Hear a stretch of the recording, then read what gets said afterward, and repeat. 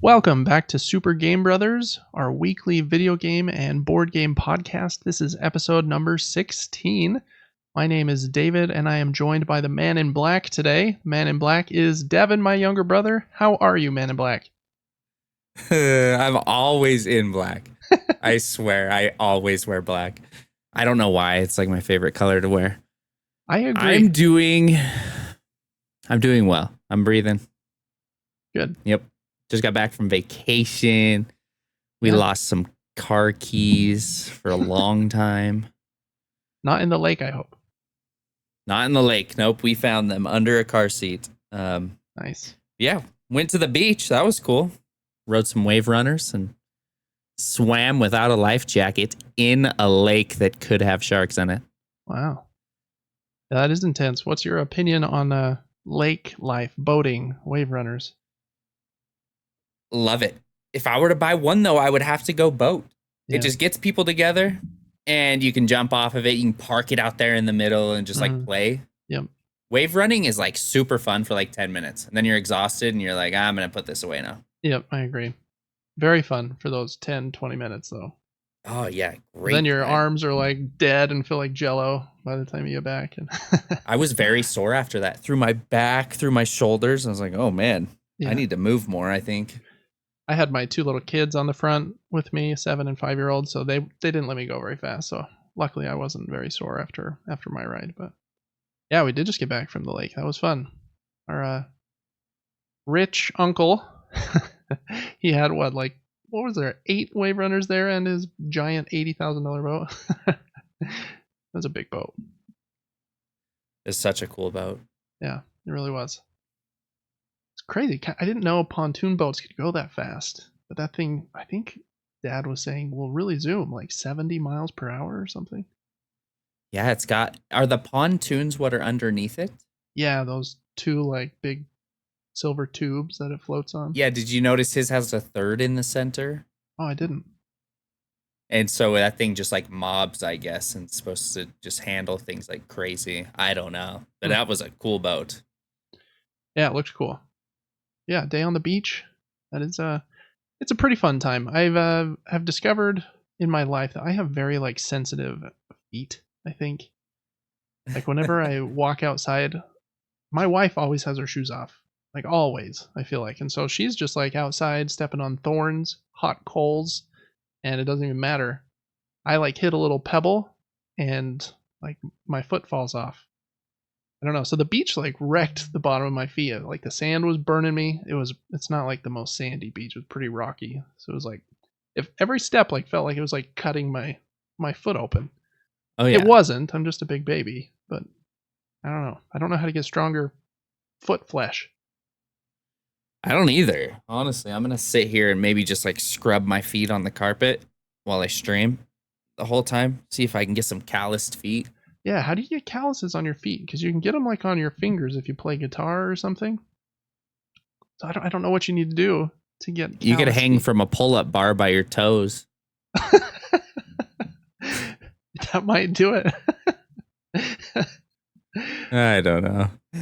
There's probably something you can do. Write in if you know of a good way to make your feet less sensitive, because that would help my beach experience. I also forgot my sandals, so it was either like tennis shoes or no shoes, and that was a bad combo. But yeah, the beach was fun. Got some milkshakes, hung out at the beach, rode the jet skis, built some little sand castles, talked to cousins and that we hadn't seen in a while. I'm not the most social of people, so that was probably the shortest portion of my stay there. But it was good to see everybody still alive. Let's see. Other than that, Devin, anything new in your life? I've got a couple new things in the Bailey household down here about 20 minutes from you.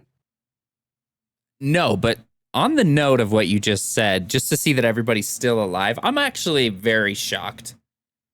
Typically, when no one has died.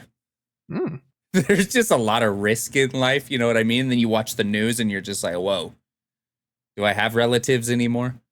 That's true. And all of them make it through years and years and years. Somehow everyone stayed safe. You're like, this That is makes true. zero sense. I think I brought this up like 10 episodes ago, but I was watching like the local news like a couple months ago, and like the first 4, 5, or 6 articles were all like, this person murdered, this person died in a fire in their car, this person was shot at the mall, like these 10 things right in a row. And I was like, wow, I'm lucky to be alive, I guess, because everybody's just getting shot or spontaneously combusting, starting on fire. So yeah, just the fact that we all drove, I guess, 100 miles to get to the lake, that is impressive. I don't know. Well, be safe out there. Stay away from the arsonists that are going to light you on fire when you're at the mall. Don't flip your car. Drive safe. Don't look at your phone. No texting and driving. Click it or ticket. You know, all the things. Yeah. What's an arsonist? Oh, an arsonist is someone that purposely sets things on fire. So arsonist. Oh, yeah. Okay. Yeah. All right. The 2 new things at our house, Devin. It's a Prime Day today, right? Second day of Prime Day, actually, because I guess it's a 2-day consumerist event. I guess first question: have you abstained from buying anything on Prime Day, or have the sales gotten to you? Well, I'm forced to abstain because I don't have money.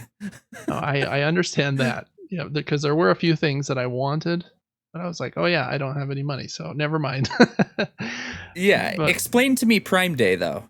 Is it just like free shipping, or are you getting better deals on things?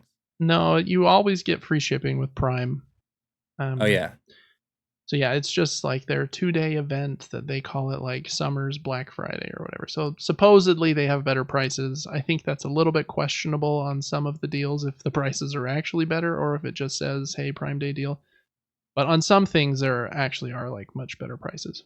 For example, I almost bought a PlayStation VR 2 today. They're $550 and you can get a refurbished one for like 300, which pretty good discount. I had like a gift card and some credit card like credit at Amazon too, so I could have got it for like 250, and I was like, man, $300 off. That's a pretty dang good deal. But again, I decided it's probably better to buy groceries than Yeah, maybe so. What game would you have played if you would have got it?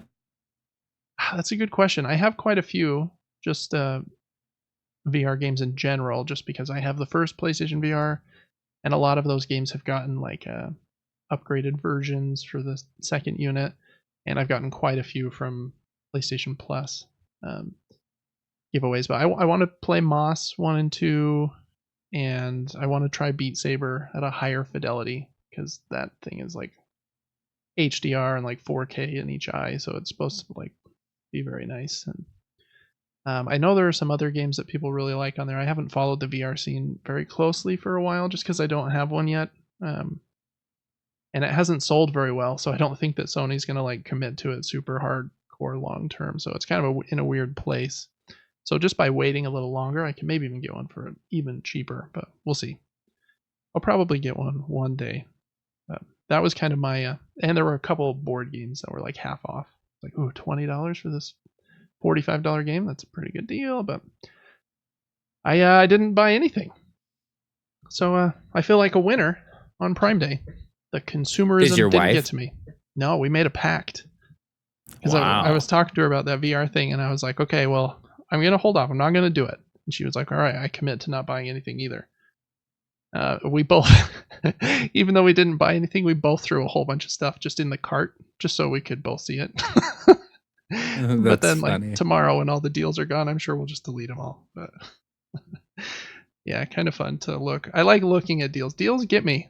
Like, if I'm at the grocery store and I see like Twizzler nibs are on like 2 for $5 for the bags, I'm like, oh yeah, that's basically free. The deals, I don't know why, get your brain, and they know that. They definitely know that. We did buy something like 10 days ago though, so I wanted to tell you about this thing. Have you heard of the Ninja Creami? Take like that as a no. Tyler Blevins? No, not Tyler Blevins, the Twitch star. The Ninja Creami. Ninja is a brand of blenders. Oh, right. They have this new one that's been all the rage on like mom social media. So my wife gets ads for it all the time from all of the people she follows. And the Ninja Creami is a special kind of blender that blends up ice cream and frozen yogurt and things like that.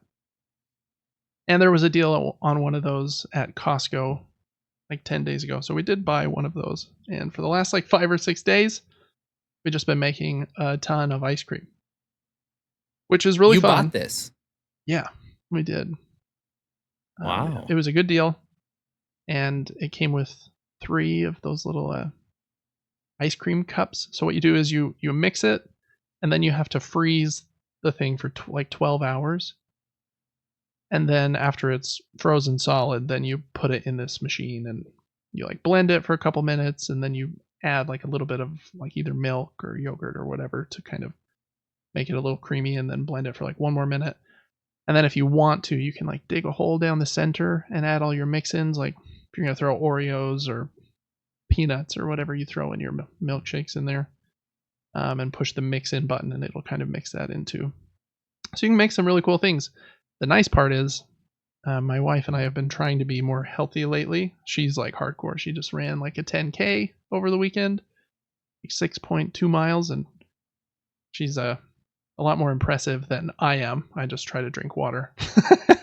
But anyways, she's been making healthy ice cream. So it's not like we're just sitting here eating like pounds of chocolate every day. But so the few that we've tried so far that have been our favorites were like one that is a yogurt. So it's Greek yogurt as the base, which is generally like pretty sour, right? Because it's like got no sugar in it, but tons of protein. But then if you add like a little bit of sugar-free, what's it called? Vanilla pudding mixture. And what else? Some people add like a little bit of stevia, again, for like the almost 0 calorie sweetener vibe. You can get like that to kind of a vanilla base. And then she cooked down some blueberries. And so we added blueberries to this one. So it's kind of blueberry ice cream. Super good. That one was great. We've done some chocolate ones using, again, a similar base with chocolate protein powder in them, or chocolate Fairview. Is that what it's called? Fairview chocolate milk? Have you had that stuff? Fairlife? Fairlife, that's the one, yeah. Their chocolate milk is bomb. Oh, it's the best. Yeah, it's so good. Using that as the base is very good too. That does have a little sugar in it, but it's generally like better than a lot of other chocolate milks. So those ones were good as well. And then the last 2 days, we've made this key lime pie one that's also very good. Again, it has that Greek yogurt base, and then she adds like lime juice and the vanilla pudding, like a little bit of the instant pudding powder. And then after you mix it up, you add like some keto, and my wife has celiac disease, so some gluten-free like graham crackers and stuff in there. So kind of tastes like a key lime pie. So we're just kind of experimenting with weird healthy ice creams at the Bailey household. A couple of them we've been like, that one's not it. We won't make that one again. But those 3 that I just mentioned, the Fairlife chocolate milk one, the blueberry one, and the key lime pie one have all been bomb. So anyways, little shout what out is to the the Ninja key Creami. In key lime? I think that's a good question, because like lime and key lime are 2 very different flavors, and I don't know. Right. I don't know why. I wonder if I Google it here really quick, if it'll tell me key lime versus lime. The difference between limes and key limes, it looks like they're a different fruit. A key lime is really? light yellow, not green, when ripe, and contain more seeds than regular limes. Their skin is also very thin, which means they don't store well. It's best to keep them out of the fridge and use them within 2 days of purchasing. So I guess they're a completely different fruit than a regular lime. Didn't know that. I didn't know that either. And I wonder if anybody's ever made a pie that is just lime pie. Yeah, that's a good question. Because the key lime pie is usually pretty bomb. But what would just a Agreed. lime pie taste like? Would it be way different? I I don't don't know. think so. Yeah, it Maybe. probably wouldn't be too different. Anyways, if I don't really have this in the description below, so don't do this, but make sure to click my link, buy the Ninja Creami on my affiliate link in the description of this episode. And they give me $3,000 every time you buy one, so buy a couple. Perfect. But for reals though, Ninja Creami is kind of fun because you get to just make ice cream, and I don't feel bad eating, ice cream every day because it's just got a little bit of sugar. I avoid sugar most of the rest of the day, and quite a bit of protein, so it's kind of fun. It's not Cold Stone, so don't get your hopes up like too high, but it's pretty dang good for like a frozen after dinner treat. All right, but that I think is the only other new thing going on in the Bailey household. It's been since the trip that the kids all really enjoyed, been pretty just calm and what's the word, status quo here at the Bailey household. Same old, same old. But yeah, I think that's all the new stuff going on. So this is our weekly video game and board game podcast. And we talk about games every week because we really like board games and video games. I have a huge collection of board games you can see behind me. I mean, I say huge. There are people that have way more than me. I think I've got like 350, which is a lot in my book. But some people. I was talking to my neighbor, and I think he said his boss is like uber rich and is about to set like one of the world records for having the largest like personal board game collection. And I think it was at like some amount, like 5, 6, 7,000 games or whatever. And he just like buys them all and doesn't really play them. And I was like, oh man, that sounds fun. I need that kind of money. But anyways, love board games. Played video games my whole life, and Devin has as well. So we really like video games. Devin streams weekdays on Twitch. His Twitch handle is Player4, and he plays. He's a variety streamer, so he plays a bit of everything. He really likes horror games, though. He's good at competitive shooters, and likes Souls-like difficult action games as well. I don't know if that explains you perfectly, Devin, but those were It was a good summary. Yeah. We, as part of our Super Game Brothers YouTube channel, we do a giveaway every month. And this month we're giving away a board game bundle of 3 different games: Kiro, District Noir, and Splitter. Or if you don't want that or out of the country, we'll send you a gift card to like Amazon or Steam or PlayStation Network. So make sure to join that at supergamebrothers.com, or there should be a link in the description of this episode as well. So make sure to join that. And if you wouldn't mind, check us out over on patreon.com/supergamebrothers.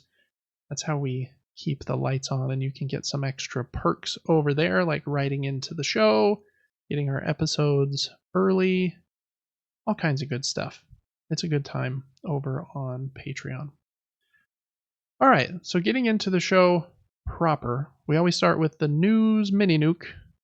And the news mini-nuke, we go over kind of the smaller items, games that were kind of announced, or games that are going to be on subscription services in the near future, and new games that came out this week. And once a month, we go over the new board games that are coming out this month. So we'll do that again in August.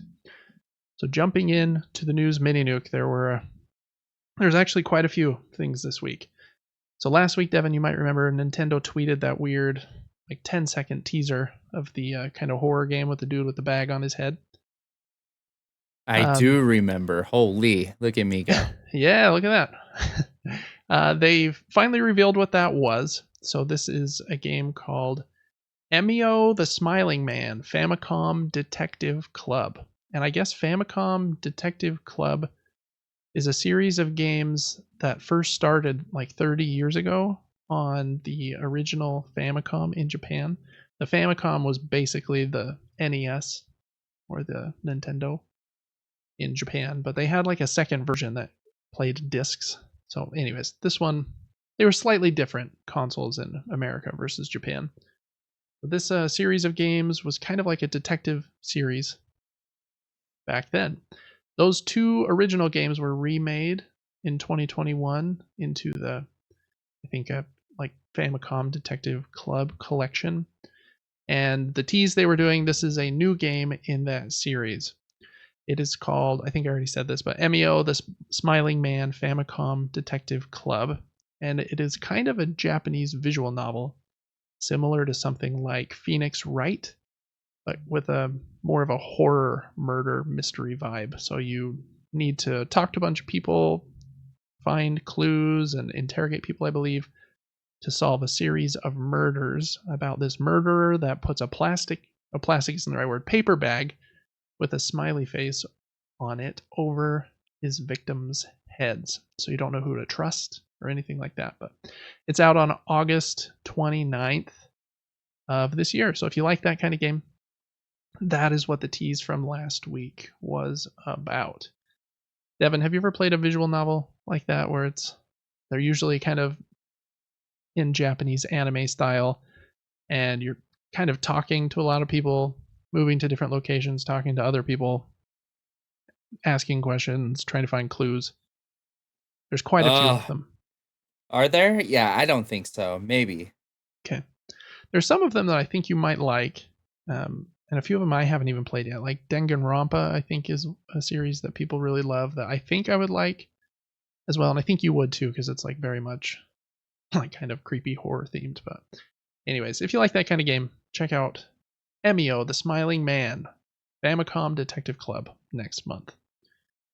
Over the weekend, Concord had its public beta. And I think if you had PlayStation Plus, you could join the beta, or if you had pre-ordered the game. I think those were the two groups of people that got to get in. And there's not much else to say about it other than the beta happened, and you could play over the weekend.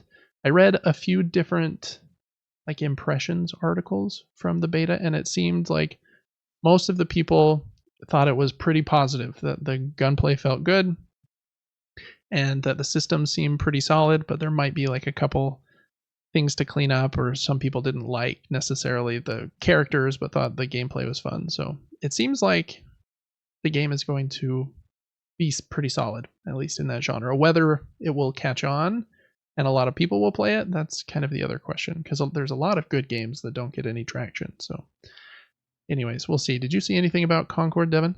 No, is this solely PvP? Yes, it's kind of like Overwatch. It's a hero shooter. Okay. So each hero has like a special ability. It might be like a healer or a tank, or have different roles kind of. Yeah, that's kind of I think it's 5v5 is the multiplayer mode there. And I think there are a few different modes.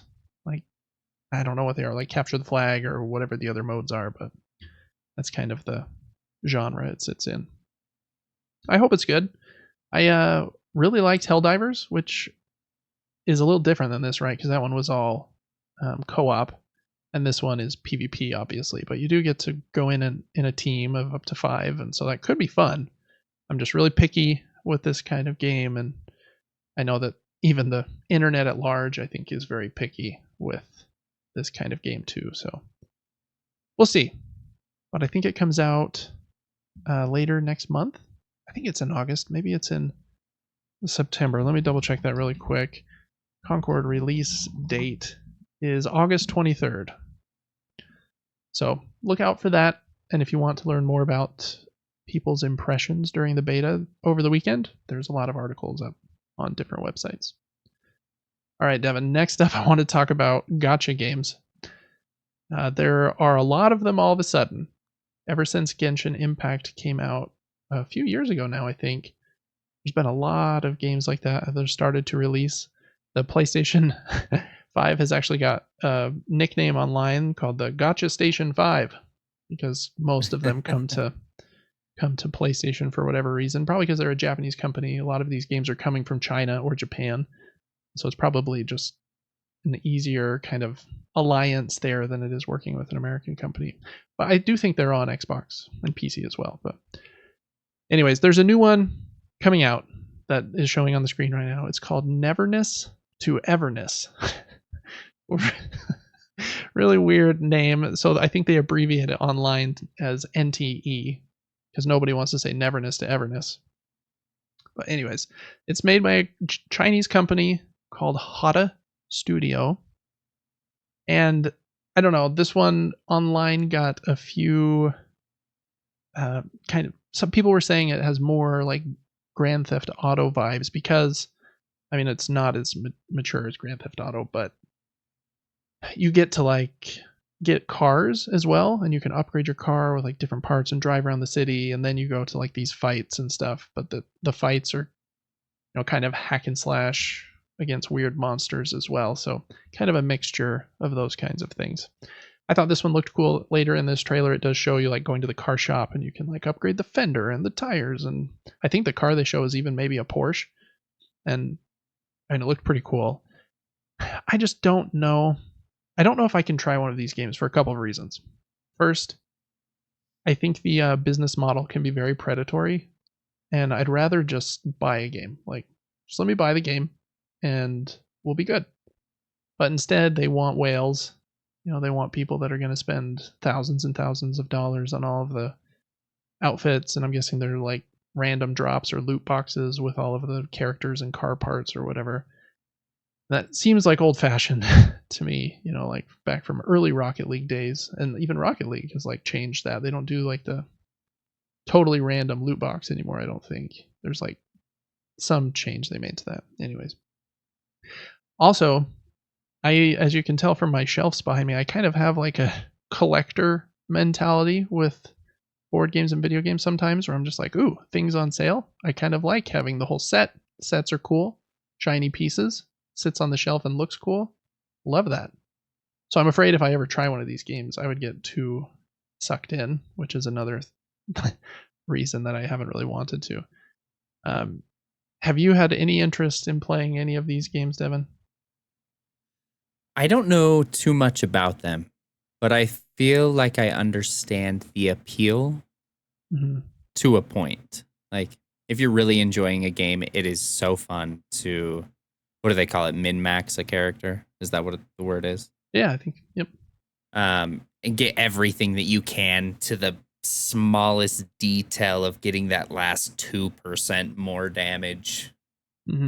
That type of thing. But I also think there is something in games where there's so many games that the game has to be massive for me to want to do that. There was this loot pool in Destiny 2, and there were so many players on it that you could almost flex having a weapon, saying, okay, I just went and did a 7-day long quest to get this weapon. It was very difficult. We had to be coordinated. Right. So if no one's playing the game, I don't see the appeal too much. Unless like the game's super, super good, like Genshin Impact. I don't know how many people are on that still. I assume it still has a decent player base. I don't really know. I think it does. Yeah. And so I can see why that can make it fun. If you have friends playing it going, look at this character I just unlocked. This one's so hard to get. But until I'm sleeping on dollar bills, I don't. Yeah. I don't know. It just doesn't do too much for me. I like to get a game to its maximum capacity, learn it perfectly, and then move on. Yeah. I'm not going to open Genshin Impact every 3 days and admire my collection when the game's dead. You know what I mean? Yeah, I agree. And I think that I think that's probably why they try to have like new updates and stuff. Another bullet I have here kind of in this gotcha list of items is Genshin Impact is having a new update, I think soon, that's adding a new region called Natlin, which I guess is supposedly inspired by Africa and South America. And they're getting a lot of pushback right now because even though those areas are inspired by Africa and South America, all of the characters are white. Anyways, kind of a whole other discussion, but I think that is what they're trying to do with like their expansion drops is, okay, you've seen everything through here, but now here's a whole new region and 20 new characters. So we'll start the loop again, the whole process of you grinding for these new characters. I don't know, it kind of seems like a forever game, and I don't know that I have time for a forever game, to be honest. Forever game needs to be perfect. Yeah, and I have a hard time like thinking that one of these is going to be the forever game. The only game that I I mean, there's a couple games that I have kind of pictured as forever games, mainly because the gameplay is like almost perfect that I feel like I could play it almost forever, like Spelunky or Rocket League. But I'm playing it for the moment to moment like fun of the gameplay. I mean, there is a little bit in Rocket League, like getting the the white like version of a car or whatever was a kind of a big deal as well. So I guess it maybe I've answered my own question there, but I think the gameplay is what really hooks me to like a game like that. Even something like Resogun, and I played that for years just because the loop of like trying to beat your score with all the different ships and the new like modes they released were so cool. So yeah, I don't know. I agree. If a game is only going to have like mediocre to like average gameplay, then I don't want to play it for more than like 20 hours. To be a forever game, the gameplay's got to be like incredibly solid. Yeah, and Spelunky did something right. They made, let's say, 10 unique skins that you can get in the game. That's a rough estimate. And you have to do very difficult things in order to unlock one single skin. So if your friend has that skin, he did something very difficult and really took his or her time to do so. Other games like to throw so many things at you, like Clash Royale, for example. I've put 8 years into that game, and people who have more money than me can purchase all the cards and the upgrades. Right. And I can go against people who have played the game for 2 years in these top tier lobbies. And I don't know. It should be fun for everyone. It should be fun for a new player coming in late. Yeah. And they should be able to get to the top. I don't know if through money is the right way. I don't know. Yeah, that's kind of the feeling I get too, is like, I feel like the game wants to bleed me dry of all the money it possibly can, where other games seem to like respect my money and my time a bit more. Like if you're a game like this one that wants me to play it forever and give you thousands of dollars, like I just literally don't think there's a scenario where your game could be good enough to deserve that. Unless you're like Take-Two and Rockstar spending $2 billion to make Grand Theft Auto 6. Like, I do not believe that this game is going to be as thorough and deep and perfect to play for 1,000 hours. I struggle to believe that. I agree. The game needs to be perfect if it's going to be asking for that much money. And so that's I think one reason I really appreciate like smaller games where people are like, yeah, our game is $14.99. We know it's not like you're only going to play it for 6 hours. Like, we get it. Like, I feel like that's such a better like value to me. Like, okay, you respected my time. I'm in and I'm out. I had a fun experience and then I'm done. And if I want to go back and play it or like get the platinum or do some boss rush mode or whatever, like, cool. There's a little bit of extra stuff there, but when a game thinks that I should play it for the rest of my life, I almost like put up these walls like, don't tell me what to do. You don't know me, fool. Like, I don't even know how to like mentally I kind of do that in like a weird way. I don't know. So I've yet to try one of these. One more point on this, then we can move on. If I'm going to recommend a game to a friend, I'm probably not going to recommend a gacha game that I've invested a ton of money into, because they're never going to have the same experience I'm having. Right. I have all this cool upgraded gear because I've spent all this money, and then I'm like, yeah, you should get this game too. And they don't know that they need to invest $800 to even get close to what I'm doing in the game. I would rather recommend buy Spelunky. You're going to have a great time. You can play with friends. Every playthrough is different. It's a one-time fee. The end. Yeah, I agree. Because like, then it seems even more predatory. Because then like, they've got their initial batch of people playing Genshin Impact, and over time, like the amount of new people coming in has got to slow down just because they start to feel like behind, right? I would imagine that has to be true. And so then to make the same amount of money, the game is going to want to milk the players it has left for even more because the like player base is dwindling. I don't know. It just seems like I don't like it. Again, like you said, like a game like Spelunky, yeah, recommend that to everyone. Like in 5 minutes, you can like have a great experience with the game. And and like I don't think you're gonna have a great experience after playing this game for 5 minutes. You're gonna have a good experience with it if you spend 100 hours and finally get that drop you wanted, and then you're gonna think about your life and go, "Oh, did I need that?" Oh, and I then don't know. they're gonna launch the autumn skins. Yeah, And then you're gonna want the autumn version. Yeah. I don't know. It just seems really predatory to me. Like in the same way that like gambling is. Like they want you in there and they want to bleed every cent out of you. I And experienced a little bit of that that the other day. We were playing Borderlands 3 and there's slot machines in Moxie's shop. Right. I wasted every ounce of currency I had. I was like, oh, there's potential of getting a new head skin in this. Just pulled and pulled and pulled that lever until I had no money. And did you get it? I got some, and then the game was like not connected because I was like player 2 on split screen. It hadn't like actually connected. And so we had to reset the game, and I lost like 3 of them that I had gained. I was like, cool. But it took all my money, so. Yeah. That's a good point of reference. So yeah, I don't know. I think just like philosophically, when I look at a game like this, I'm just like, I have a hard time respecting you as a game because I don't feel like you respect me as one of your players. But anyways, a couple more items I wanted to bring up here. So this is a new one that's going to come out at some point.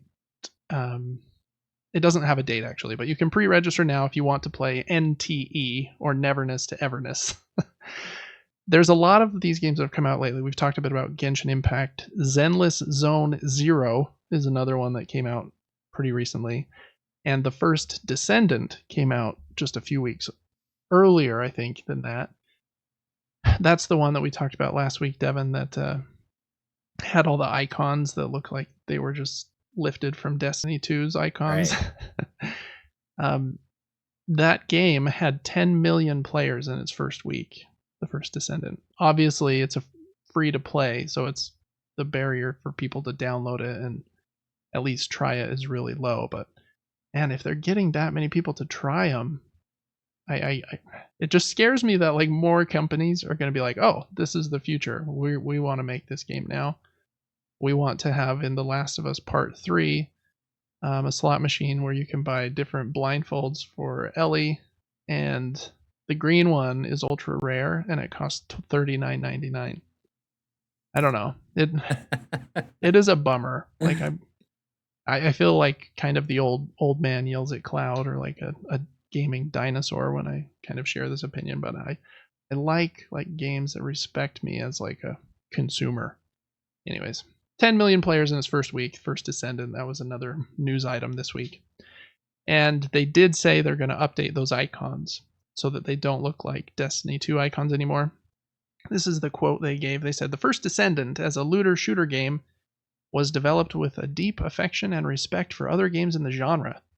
Destiny 2 being a globally renowned looter shooter game," I hate it when they use that term, "is also personally admired and respected by the team, and it has served as an inspiration during the development process. We have taken the concerns raised seriously and decided to make adjustments to ensure that the imagery that may appear similar clearly reflects the unique identity of our game. We will continue to improve the game for fans of the looter shooter genre." Anyways, that was just the dumb statement they released when everyone threw a fit about that. So it sounds like they're going to change those. We already went over the Genshin Impact new region. That was kind of a controversy as well. So yeah, it seems like there's going to be a lot of growing pains with this genre, I think, where they try to find like the right balance of trying to bleed their customers of money.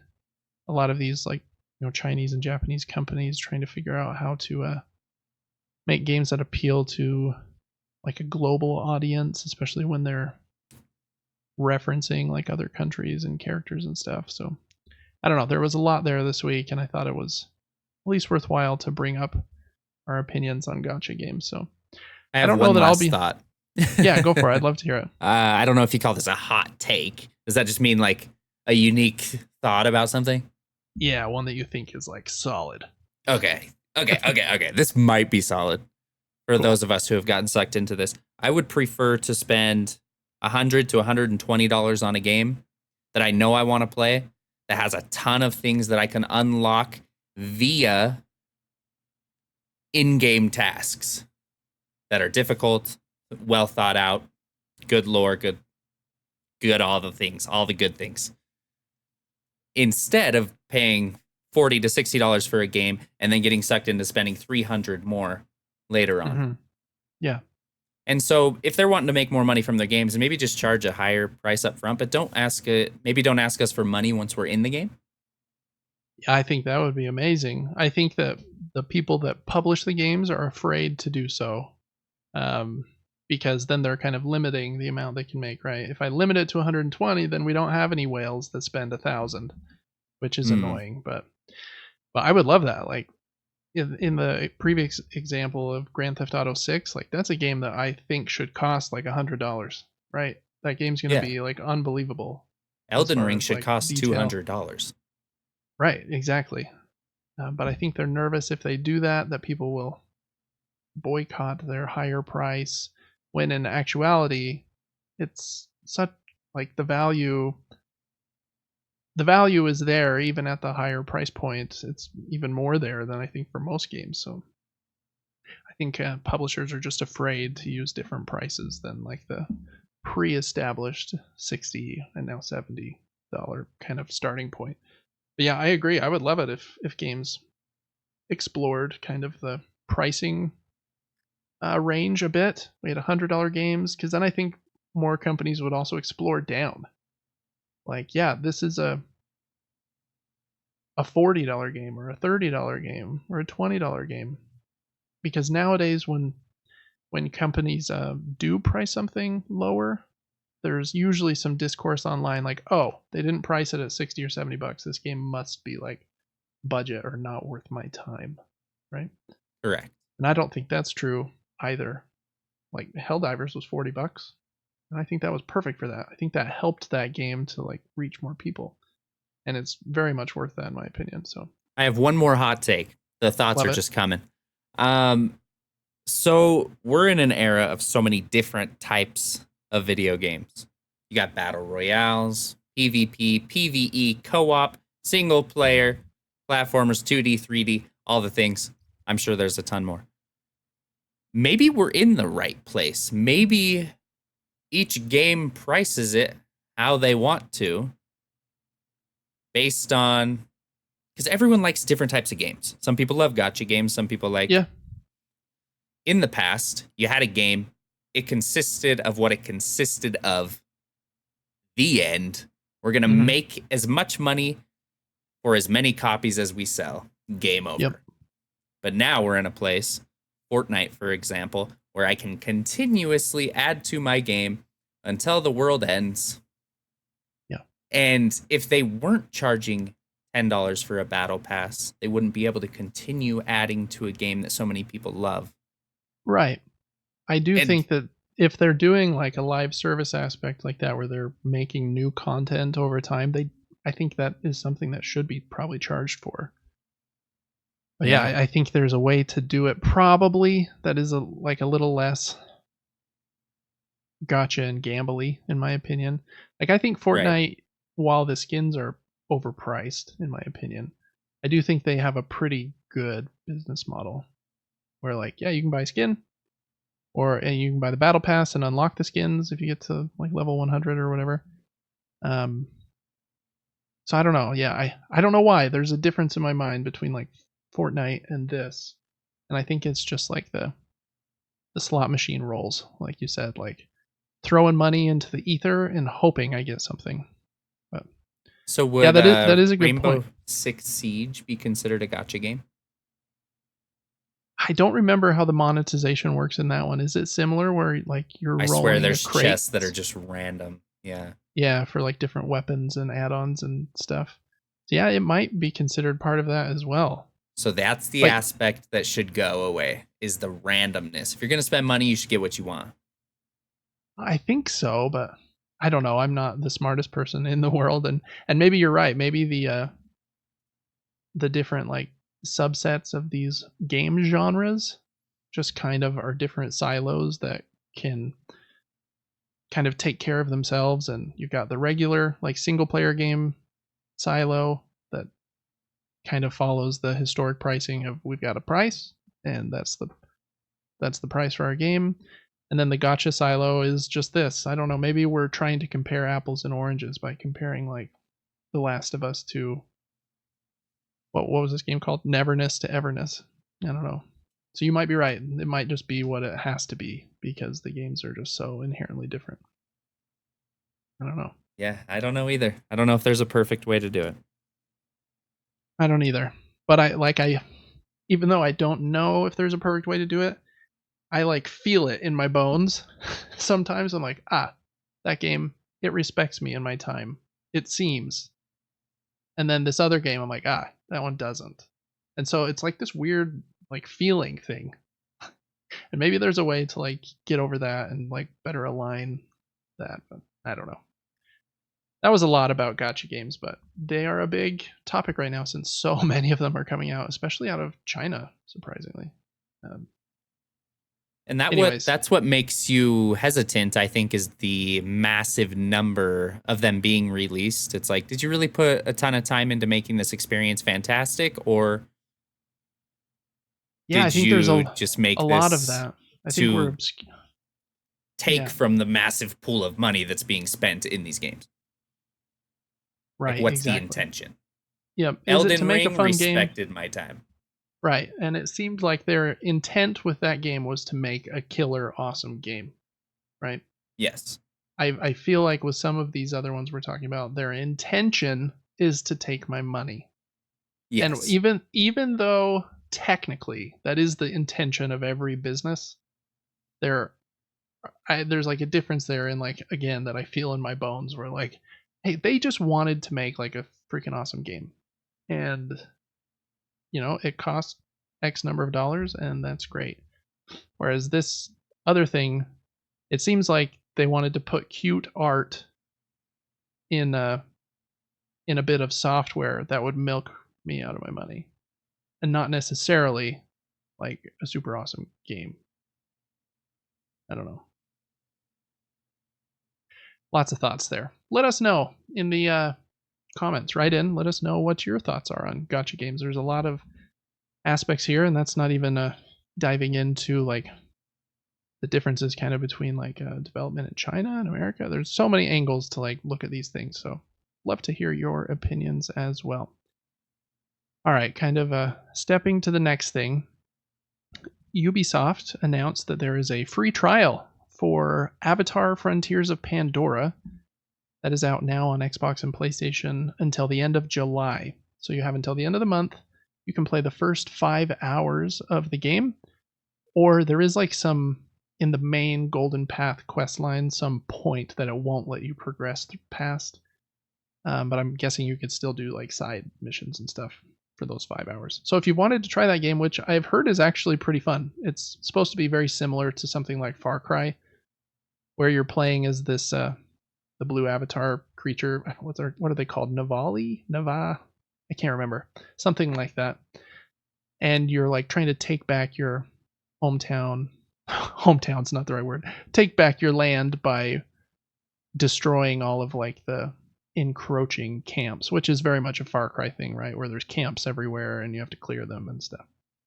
I was really surprised when they announced this game that it's first person. So I mean, even more Far Cry. I thought for sure it was going to be a third person game. But yeah, it's supposed to be pretty solid. So I'm probably going to try this.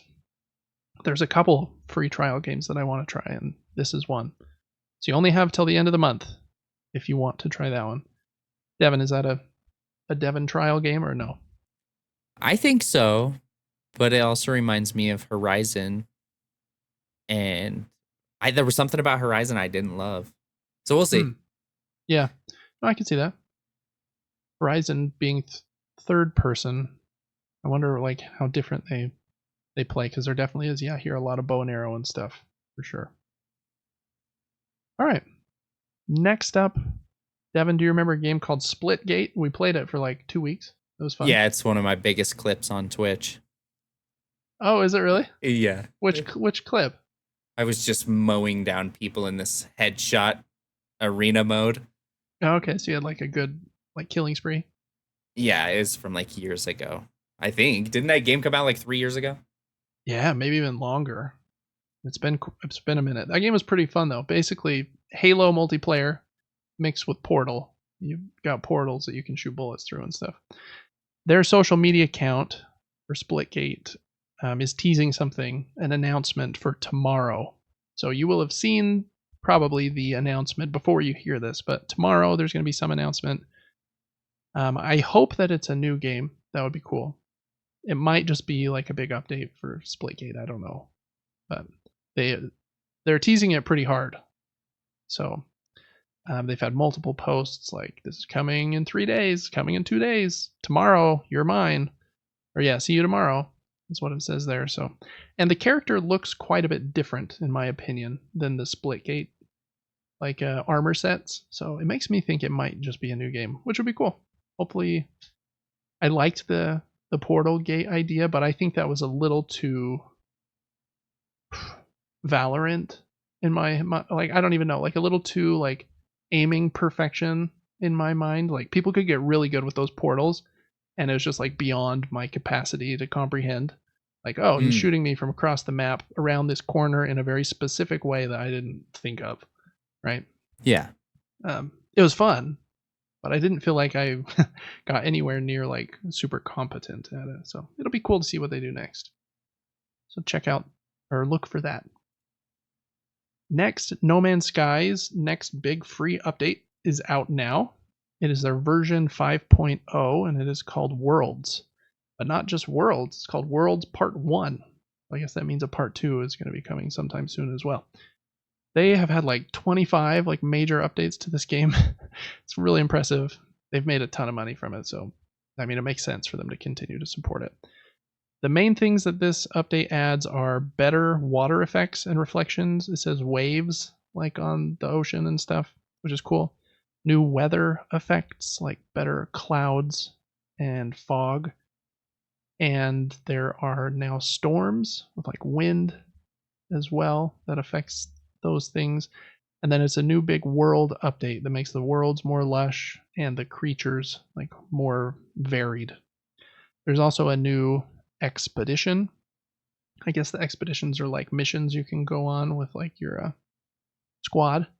And this mission or this expedition is combat focused, and it's on finding and destroying the bug queen, I guess. Anyways, looks like a pretty cool free update. They have one of these like every couple of months. It seems like a big free update where they're just adding things to make it better. By the time all is said and done and they finally stop updating this game, it's going to look so incredibly different than when it first launched. And I'm excited for that game that just popped up there, Devin. Their other game that they have announced, it's called Light No Fire. And it takes kind of No Man's Sky vibes and the similar idea with like the world is generated by math and stuff, and everyone's Earth is different. But instead of it being trillions and quintillions of planets, it's just one giant planet that is like life-sized in theory that uses this. And instead of being like sci-fi setting, it's a fantasy setting. So fantasy mixed with one planet. So hopefully this game is cool. I think they announced it like last fall, maybe. So it doesn't have a release date or anything, but yeah, it looks sweet. Has No Man's Sky done well? Yes. And is it a good game? I think that people say it is now, but at launch, I think the majority of people said that it was very like half cooked. But yeah, I think people really like it now. There's like tons of different modes and all kinds of stuff. It would probably be a fun game to like experiment with in multiplayer since it's got that now as well.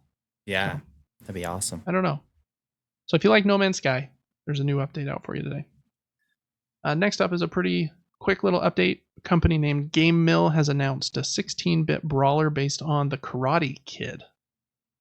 And I really like brawlers in this 16-bit art style. Like Teenage Mutant Ninja Turtles and Double Dragon and that kind of stuff. Final Fight. I thought the graphics looked really good. With what's that show, Cobra Kai, being so big in the recent years. I've watched The Karate Kid again recently, and it's just a fun, kind of silly time. So that might be really fun. It has 4-player local co-op. They haven't announced if there's going to be online co-op yet, but I would imagine that would be a dumb thing to not add. And it releases on September 20th, if you like brawlers. Next up, a few board game announcements. A lot of these announcements don't come with a lot of information, but there's a new German publisher named Squink. They're publishing a game called Portals, which is a 2-player tile placement game from Uwe Rosenberg. It's coming out later this year. Uwe Rosenberg is one of the most famous board game designers. He's made games like Patchwork and A Feast for Odin and Agricola, Caverna, Le Havre. One of the most famous German designers for sure. So I don't know. I thought this was a cool idea for a smaller 2-player game, which Patchwork is one of his other great small 2-player games. So there wasn't a lot of details on this page, but you're trying to put all of your stones out through manipulating this grid of portals. So excited to check that one out. Hopefully it will be solid. Okay, a few more board game announcements. For the last month, Arcs has been the hottest game in the world. It's been on the BGG hotness, and I think that's refreshed every day. It's the number one game for a month straight. There was one day this week where it was number 2, and this game was number 1, Civolution. This game is the next game from Stefan Feld, who is a very famous designer as well.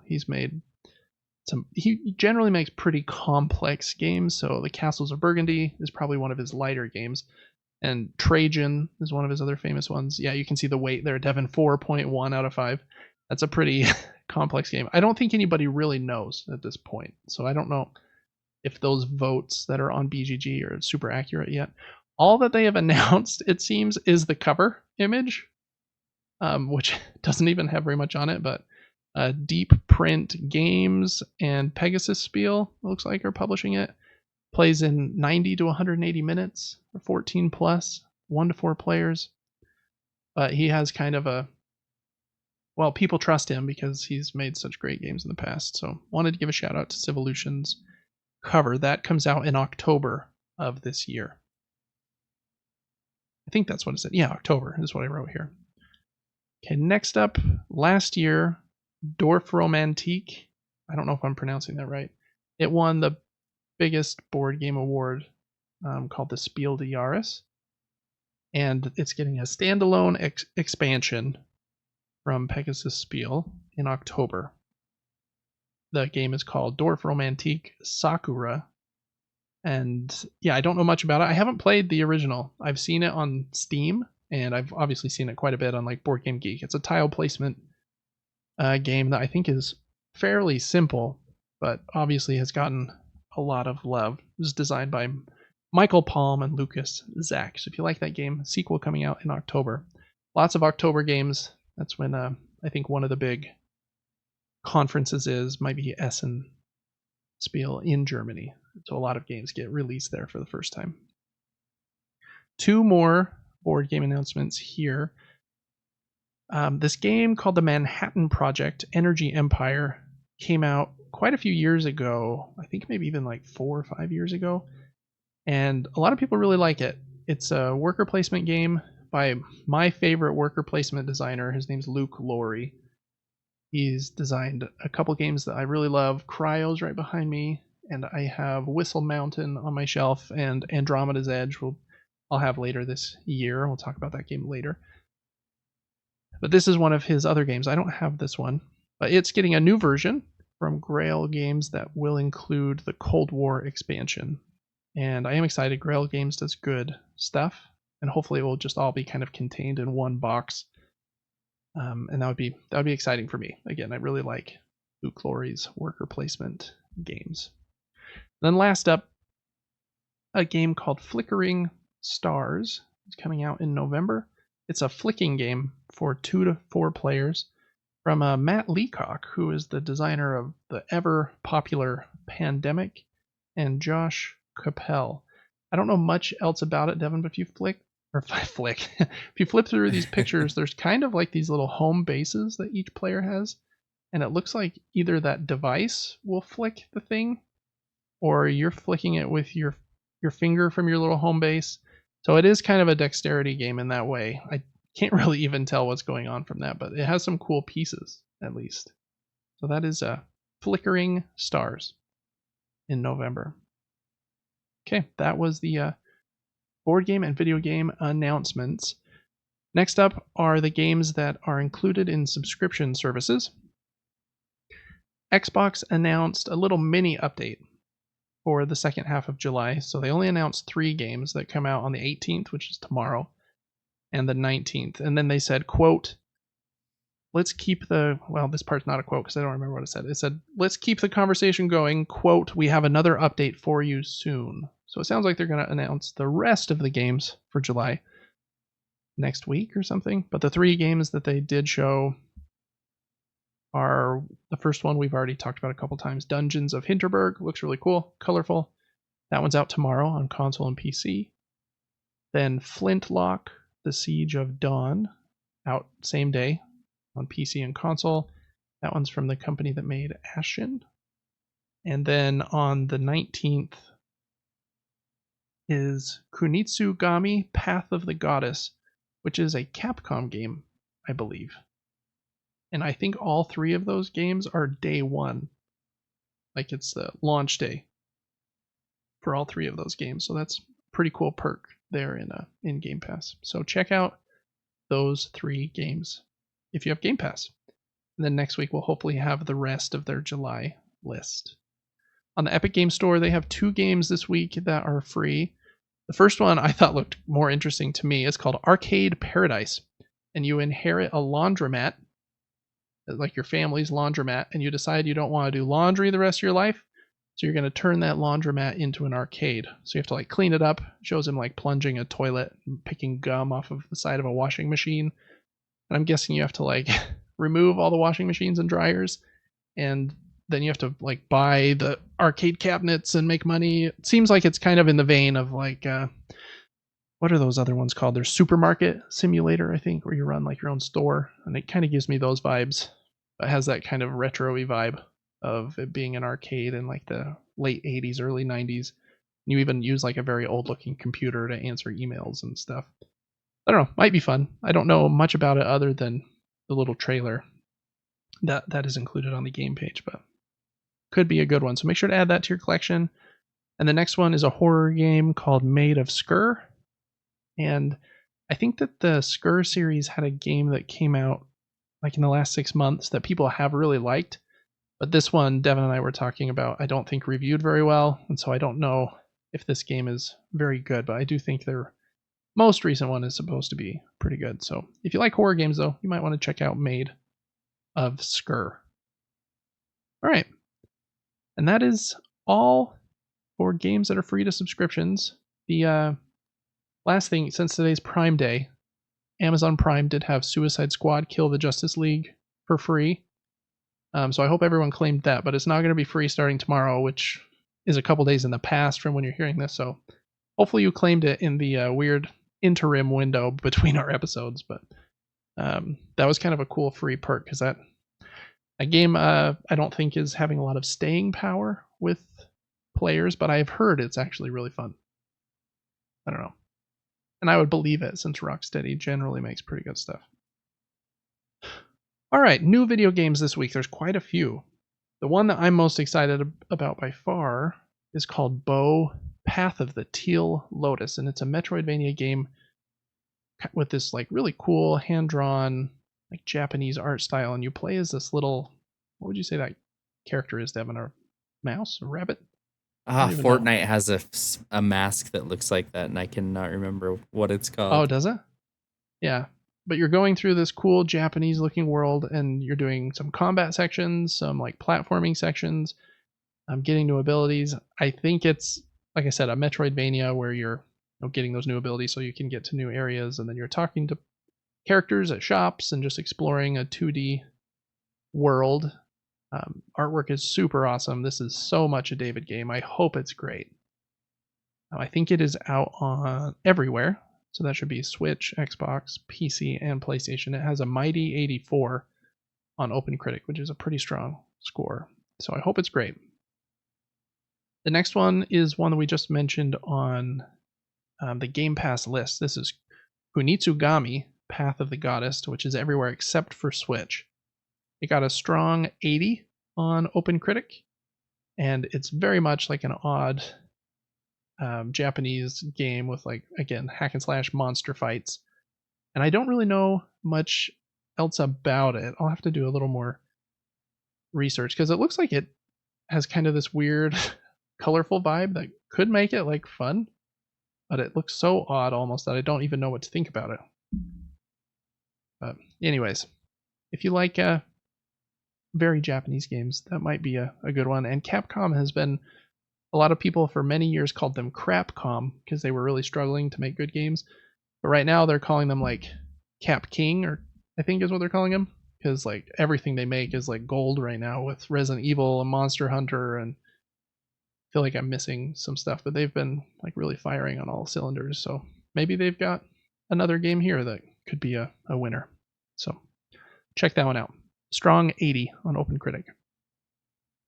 Next is a game I think that was announced during Devolver's summer presentation that we watched a month or so ago. It's called Angerfoot. It's like a first-person game where you basically just kick everyone to death, like these really weird, colorful creatures.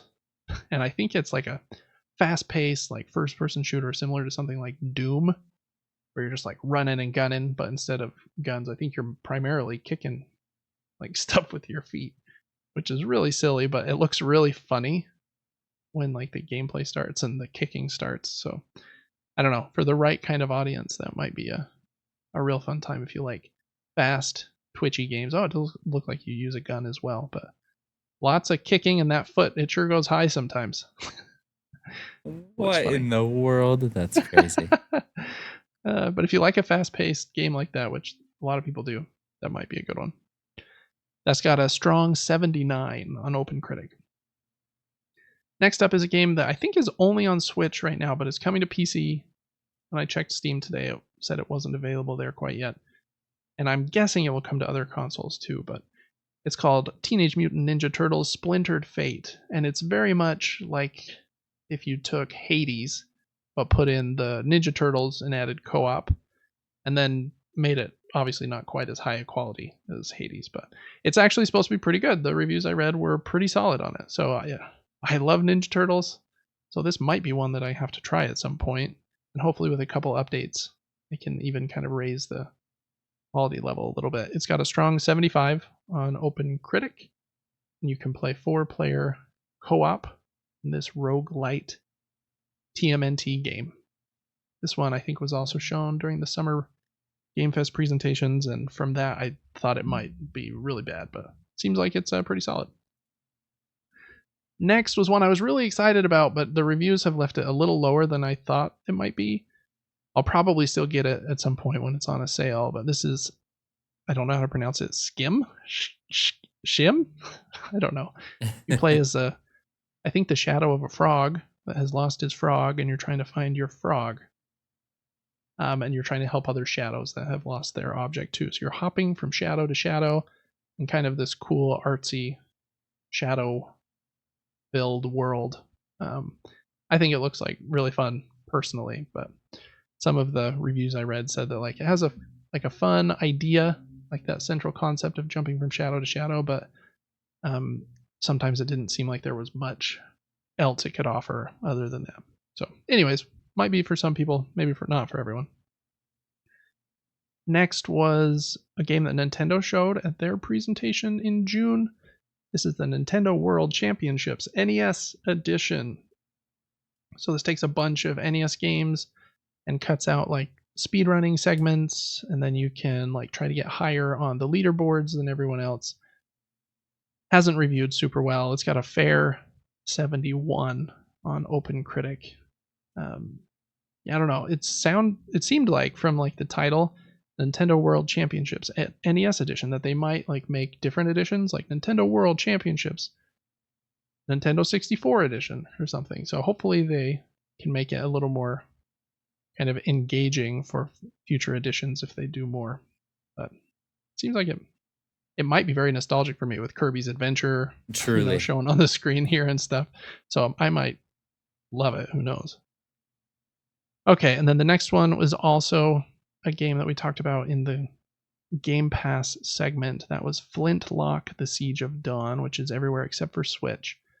And it's got a fair 70 on Open Critic. And I don't know a ton about this one, to be honest, but I think it was made by the company that made Ashen, and I think like from a visual standpoint, it looks pretty intriguing to me, like kind of weird post-apocalyptic world with funky creatures. But I don't think it's vibed super well with critics. At least it has a 70 on Open Critic, which hey, 7 out of 10 I guess it's not bad. We're not in like the 50s, so don't want to give any shade to the game because I haven't played it. But those were the 1, 2, 3, 4, 5, 6, 7 games that came out this week. Devin, out of those 7, which one is your game of the week? Oh, Bo, Path of the Teal Lotus. Yeah, ditto. That game looks really rad. I hope it. One review I read said that this is like the perfect game to play while waiting for Silksong, and I was like, sold, done. So I'm not going to read anything else about it, and just need to wait till I have $20, and then I'll buy it. All right, that's going to do it for the news mini-nuke this week. Next up in games we're playing. Devin, any video games you want to go through, or should I jump into mine first? I haven't been playing like anything. Been on vacation. It's been a weird 10 days for me. Oh, it's all good. That happens. Yeah, we were on vacation, and then you were staying with cousins for a little bit, so you were away from your usual setup, so I get it. All right, I played 3 video games this week. I continued to play the Entropy Center. I still really like it. I didn't love it after the first playthrough, but the second and third made it just enough more complicated that I really liked it. This segment continued to use the bridge cube, which I really liked from the second one, where when you set the cube down, it shoots out this light bridge, and then also introduced this laser cube. And so again, you're using both of those. Well, not just those, and regular cubes and bounce pads, and I'm trying to remember what else I've unlocked at this point, but those are the newest ones at least to complete all of these puzzles. In this one, I had to use the bridge cube to shoot a bridge off the side here, put the laser cube on the bridge, and then move the bridge cube so the laser one would just fall because there's no more bridge there.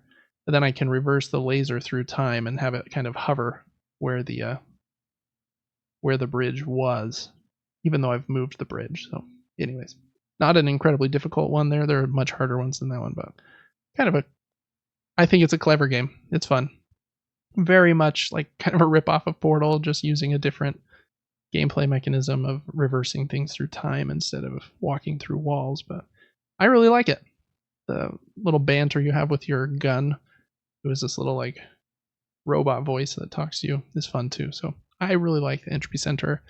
If you want to see my 3 playthrough segments of that game so far, then check them out. They're on patreon.com/supergamebrothers.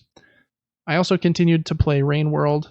I've played like 3 or 4 hours of this game now, and I don't have much more to say than last week. I still think it's really pretty, and the idea is cool, but like the obtuseness and how it doesn't tell you almost anything is tricky, and so I feel lost at times for sure. I'm trying to get the second and third segments up on YouTube shortly. I think right now I just have this first one up, but look out for those. And then I've still been playing Luftrausers on my Rogue Ally, which is a very fun, small indie game. I finally beat. After you have been playing for a minute and you're doing all this dogfighting and you shoot a bunch of other ships and battleships and stuff, eventually you get this notice on the screen that says, "What is that? It's filling up the entire radar." And this giant blimp like pops up at the top of the screen. Man, that thing is hard to kill. It takes a lot of damage, and it shoots just an insane number of bullets at you. And so it probably took me like 100 runs to finally beat one of those. And it's pretty fun. There's like probably 8 different. There are 3 different parts of the ship, and you can mix and match them. You've got the back is the engines, and they'll be different. Like some of them can go faster or slower, or one of them uses bullets to propel you, so it'll shoot bullets backwards as well. Then you've got the body of the ship that will do different things. One of them just gives you more health. One lets you fly in the water without taking damage. One does no impact damage. And then the front are the guns, and you get to change those from like a huge cannon to machine guns to heat-seeking missiles and stuff. And you can combine any of those 3 segments however you want. And you can also put on random, so it just randomly shoots you out with like 3 random ones. It's kind of fun to just experiment with all of those. But after you do beat a blimp, you unlock a new mode. I think it was called SMFT mode. I don't even know what that means. There might be some like naughty acronym, I'm not sure. But it is insane. Like I don't even know how to explain how many bullets like fly on the screen from the first second when you like hit launch. It's just like you're lucky if you survive 10 seconds in that mode. So I don't know if they expect you to do very good in that mode. I really don't know. So I might have kind of hit my limit with that game, but for what it is, I got it for like 99 cents on the Steam Summer Sale. I think Luftrausers is great. I probably played 4 or 5 hours. Such a fun, like bite-size 30-second to 2-minute runs game. Can't recommend that one enough. So those are the 3 video games I've played this week.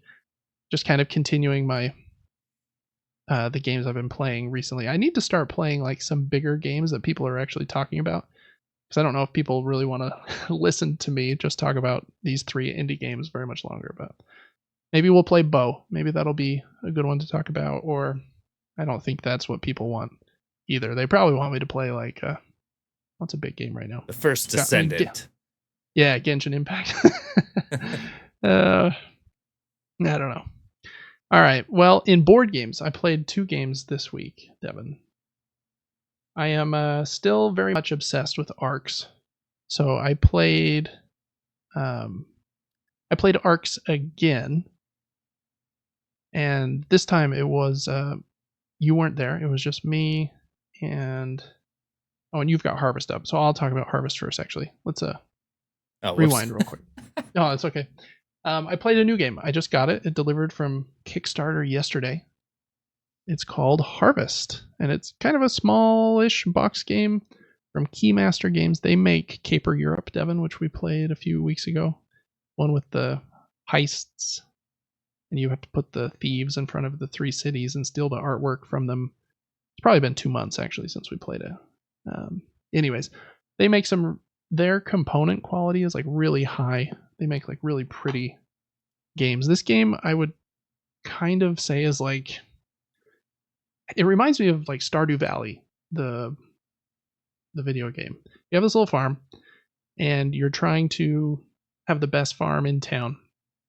And on every round, of which there are 4, you have 3 wheelbarrows that represent your workers, and you'll put them in one of the 5 spots of the town, either the general store to buy more seeds, the farmer's market to get to do some stuff.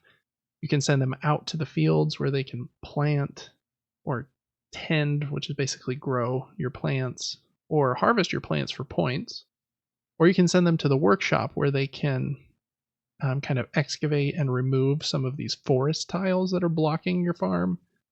And you can buy buildings from the workshop. And it's just a really fun game. The puzzle of your little farm is really fun because the more you clear it out, you can decide if you want to if when you tend your plants, they you can grow them as long as you have enough water to do so, basically just filling like every blank space. So you can see kind of in the very middle of the screen there's kind of the water chart that to grow another 2 strawberries costs 1 water. So with a couple water in your water bucket, you can grow like 4, 6, 8 strawberries, just kind of filling in your entire plot. And then use another action to harvest everything off of your farm. So you're constantly like trying to fill it with plants and then harvest them all off your board. And then fill it with plants again and then harvest them off your board for points. And some of them are harder to do that with, like the pumpkins. They cost 3 water, but you get a lot more points when you harvest them. Or you can focus on like buildings, which will give you points and like maybe some end of game points instead. And each player has their own little character card. Lacey played as Penny the pig, and I played as Floyd the beaver. And Floyd would let me build buildings for free, so I focused on buildings almost exclusively. And Lacey was planting stuff the majority of the time. Pretty simple game. You can play in 30 or 45 minutes. It kind of reminded me of games like Everdell a little bit, but I think I liked it better than Everdell. Everdell is very much like card based, and you have to like to put the king card out, you have to have the queen and the husband and the wife go together, and you have to worry about like the spatial aspect of the 16 cards you're putting out. This is like, what do I do with my farm? Do I want to focus on plants? Do I want to excavate some of this forest out of the way or not? And it just plays really smooth. It's kind of a relaxing game, other than you're kind of fighting for the different worker placement spots. Fighting isn't the right word. You're kind of blocking each other, so you getting to the spot you want first is important. Game just barely came out. I think it launches in retail in August. So if you want to see that game, which I think is really solid, especially for like a introductory game with just like slightly more going on, I think people that really like complicated games will even still be pretty intrigued by this one. But people that are just getting into games will still be able to understand it because it uses the theme really well. All you're doing is tracking your fertilizer, your water as your 2 resources. You also have money, I guess. And then you're growing stuff in your farm, harvesting it for points, and building buildings. But the way that you do it comes together really, really well. I have an unboxing and a full playthrough with my wife up on Gaming Top Down if you want to see those. If you're thinking about looking at Harvest. So that was one of the games I played this last week. That was just last night, actually. And then I played another playthrough of Arcs, which is the game I'm most obsessed with at the moment. Okay, so yeah, I played another playthrough of Arcs, just another 2-player playthrough with my friend Alex. And man, the game is so fun. Like I said, I just cannot wait for it to get here in late September, early October. I don't know when it's going to be here, but even in the interim, I plan on playing it a few more times on Tabletop Simulator. It just is so awesome.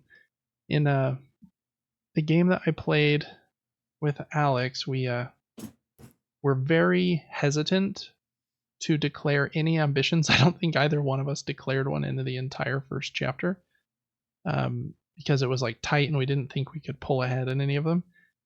And so at the end of the second chapter, I think it was like 3-1, or well, 1 wouldn't make sense. It was very low scoring, like 2-4 or something.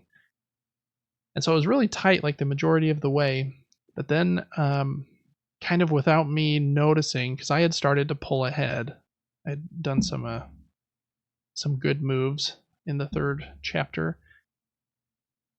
But in the end of the third chapter, Alex was able to get his 5th city on the board. I think it was his 5th, right? You start with 1 and then there's 4 on your board. Yeah.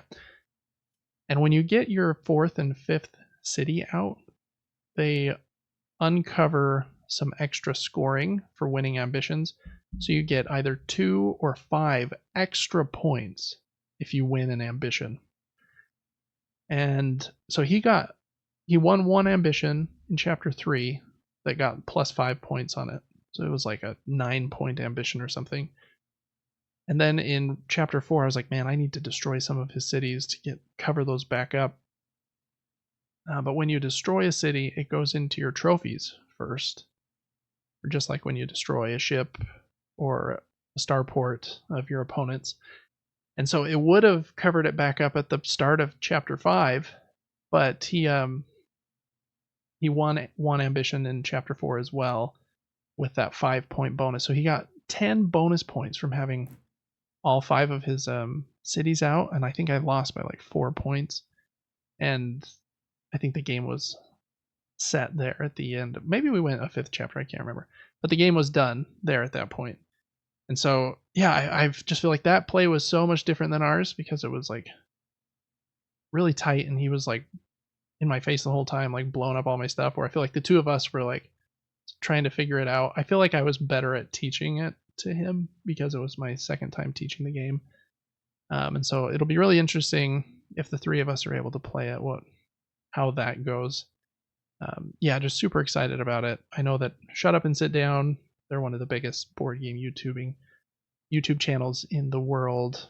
They've done 2 reviews on the game. The first one was like 40 minutes, and the second one just about the base game, and the second one was like 45 minutes, just about the big Blighted Reach expansion and how it changes the game. Man, watching those, I'm so excited for for this game, and that expansion plays over a 3-game like mini campaign and introduces like 400 new cards and like so many new things. I don't think I've been as excited about a game in a long time. So my second playthrough of Arcs was still very awesome. Really love it. I think the card play is like superb, even though like sometimes you feel limited by the hands you have. Even on the rounds where I felt like I don't have the cards I want, I don't have any cards that will let me build something, I've always been able to pivot in such a way. And even in the last round that I played with Alex, I was able to keep the initiative for the last 4 hands of the game because I knew he didn't have any more. Well, I knew he couldn't surpass me because I had the 4, 5, and the 6 of this certain suit, right? So he couldn't play a higher card. So I was able to keep the ambition for that entire end of the last round, and by doing so, I was able to sneak in and like tax one of his cities right at the end and win something that I wouldn't have won otherwise. And so I pulled it really close because of that. So you can be like really strategic with the card play and just like how easy it is to do the battles with choosing your dice and rolling. And after like a couple plays, being able to read the board state, like, okay, I've got control here. He's got a couple undamaged ships here. He's got a starport that would let him catapult from here to here. It just kind of gets ingrained in your head. And so I feel like I'm going to start dreaming about Arcs. Just really, really like it so far.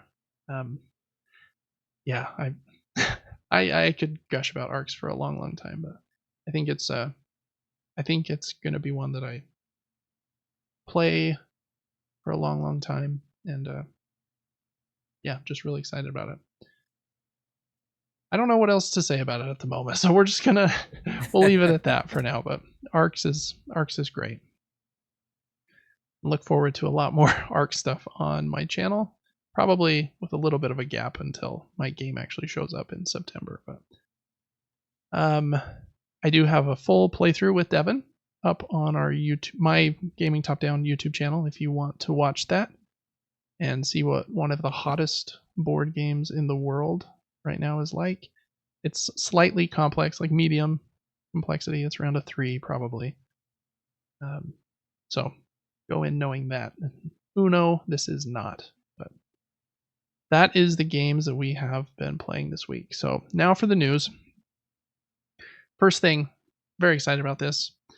Mina the Hollower, the next game from Yacht Club Games, has a PlayStation Store page, I think as of today maybe.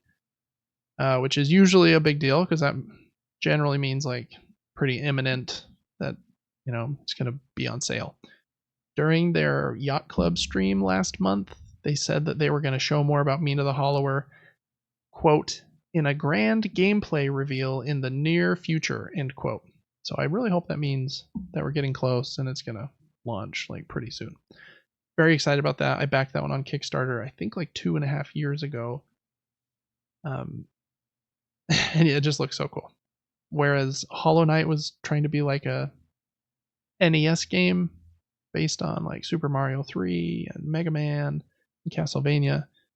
This one's meant to be based on Game Boy Advance games with obviously more like advanced combat and mechanics, but I think graphically they have limited themselves to these are the colors that the Game Boy Advance could output, so we're going to only use those colors. And I think they also limit themselves to like these are the sounds that device could make. So we limit like our music to what I think those were the limitations. But so they're like pretty diehard over there.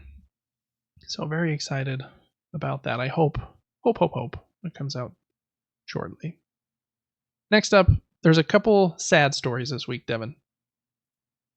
This one I wanted to we're gonna alternate. So we got Mina the Hollower, then a sad story, then we're gonna have another one that's like I guess kind of positive, then another sad one. So we're kind of breaking them up. Crash Bandicoot is near and dear to my heart. It was like one of the very first games that I ever saw on a PlayStation. I was like, this can't exist. That looks too real. Look at that Bandicoot. I've seen so many of those in real life, and looks that's exactly just like a real life Bandicoot. Yeah. Love Crash Bandicoot. So Crash Bandicoot Insane Trilogy came out probably 4 years ago or something. It had the first 3 games like remastered in this beautiful trilogy. Super awesome. All 3 of those games are very fun to play in the newer graphics modes. Very difficult, but very fun. That game has sold 20 million copies, just as a little bit of a context here, which is a lot for any game. Like Helldivers 2 was the biggest thing like in the world for like a few months, like in February. I think the last they announced was 13 million. So we're talking about like humongous level here, right? There are not many games that sell 20 million copies. Crash Bandicoot 4 came out a few years later. That's what we're showing here on the screen. It's a fun game as well. I need to go back and finish it. I haven't finished it. It's also pretty tough, to be honest, but very fun game. You get to play as different characters. They have like some new things here with like kind of Ratchet and Clank kind of rail grinding segments and stuff. And I remember one of the boss fights is super cool. It's a very fun game. That one sold 5 million copies, which for like a newer game that doesn't have all the nostalgia factor of Crash 1, 2, and 3, that is still like pretty dang good. Like a lot of companies would kill to sell 1 million, right? And they're sold 5 million copies of Crash 4. Like 2 or 3 years ago, for whatever reason, it was announced that Activision had pulled the company that made this game. I think their name is Toys for Bob, and the company that made the Spyro remaster, which also did pretty well, off of projects like these, and they were going to be helping with Call of Duty, which is such a freaking bummer.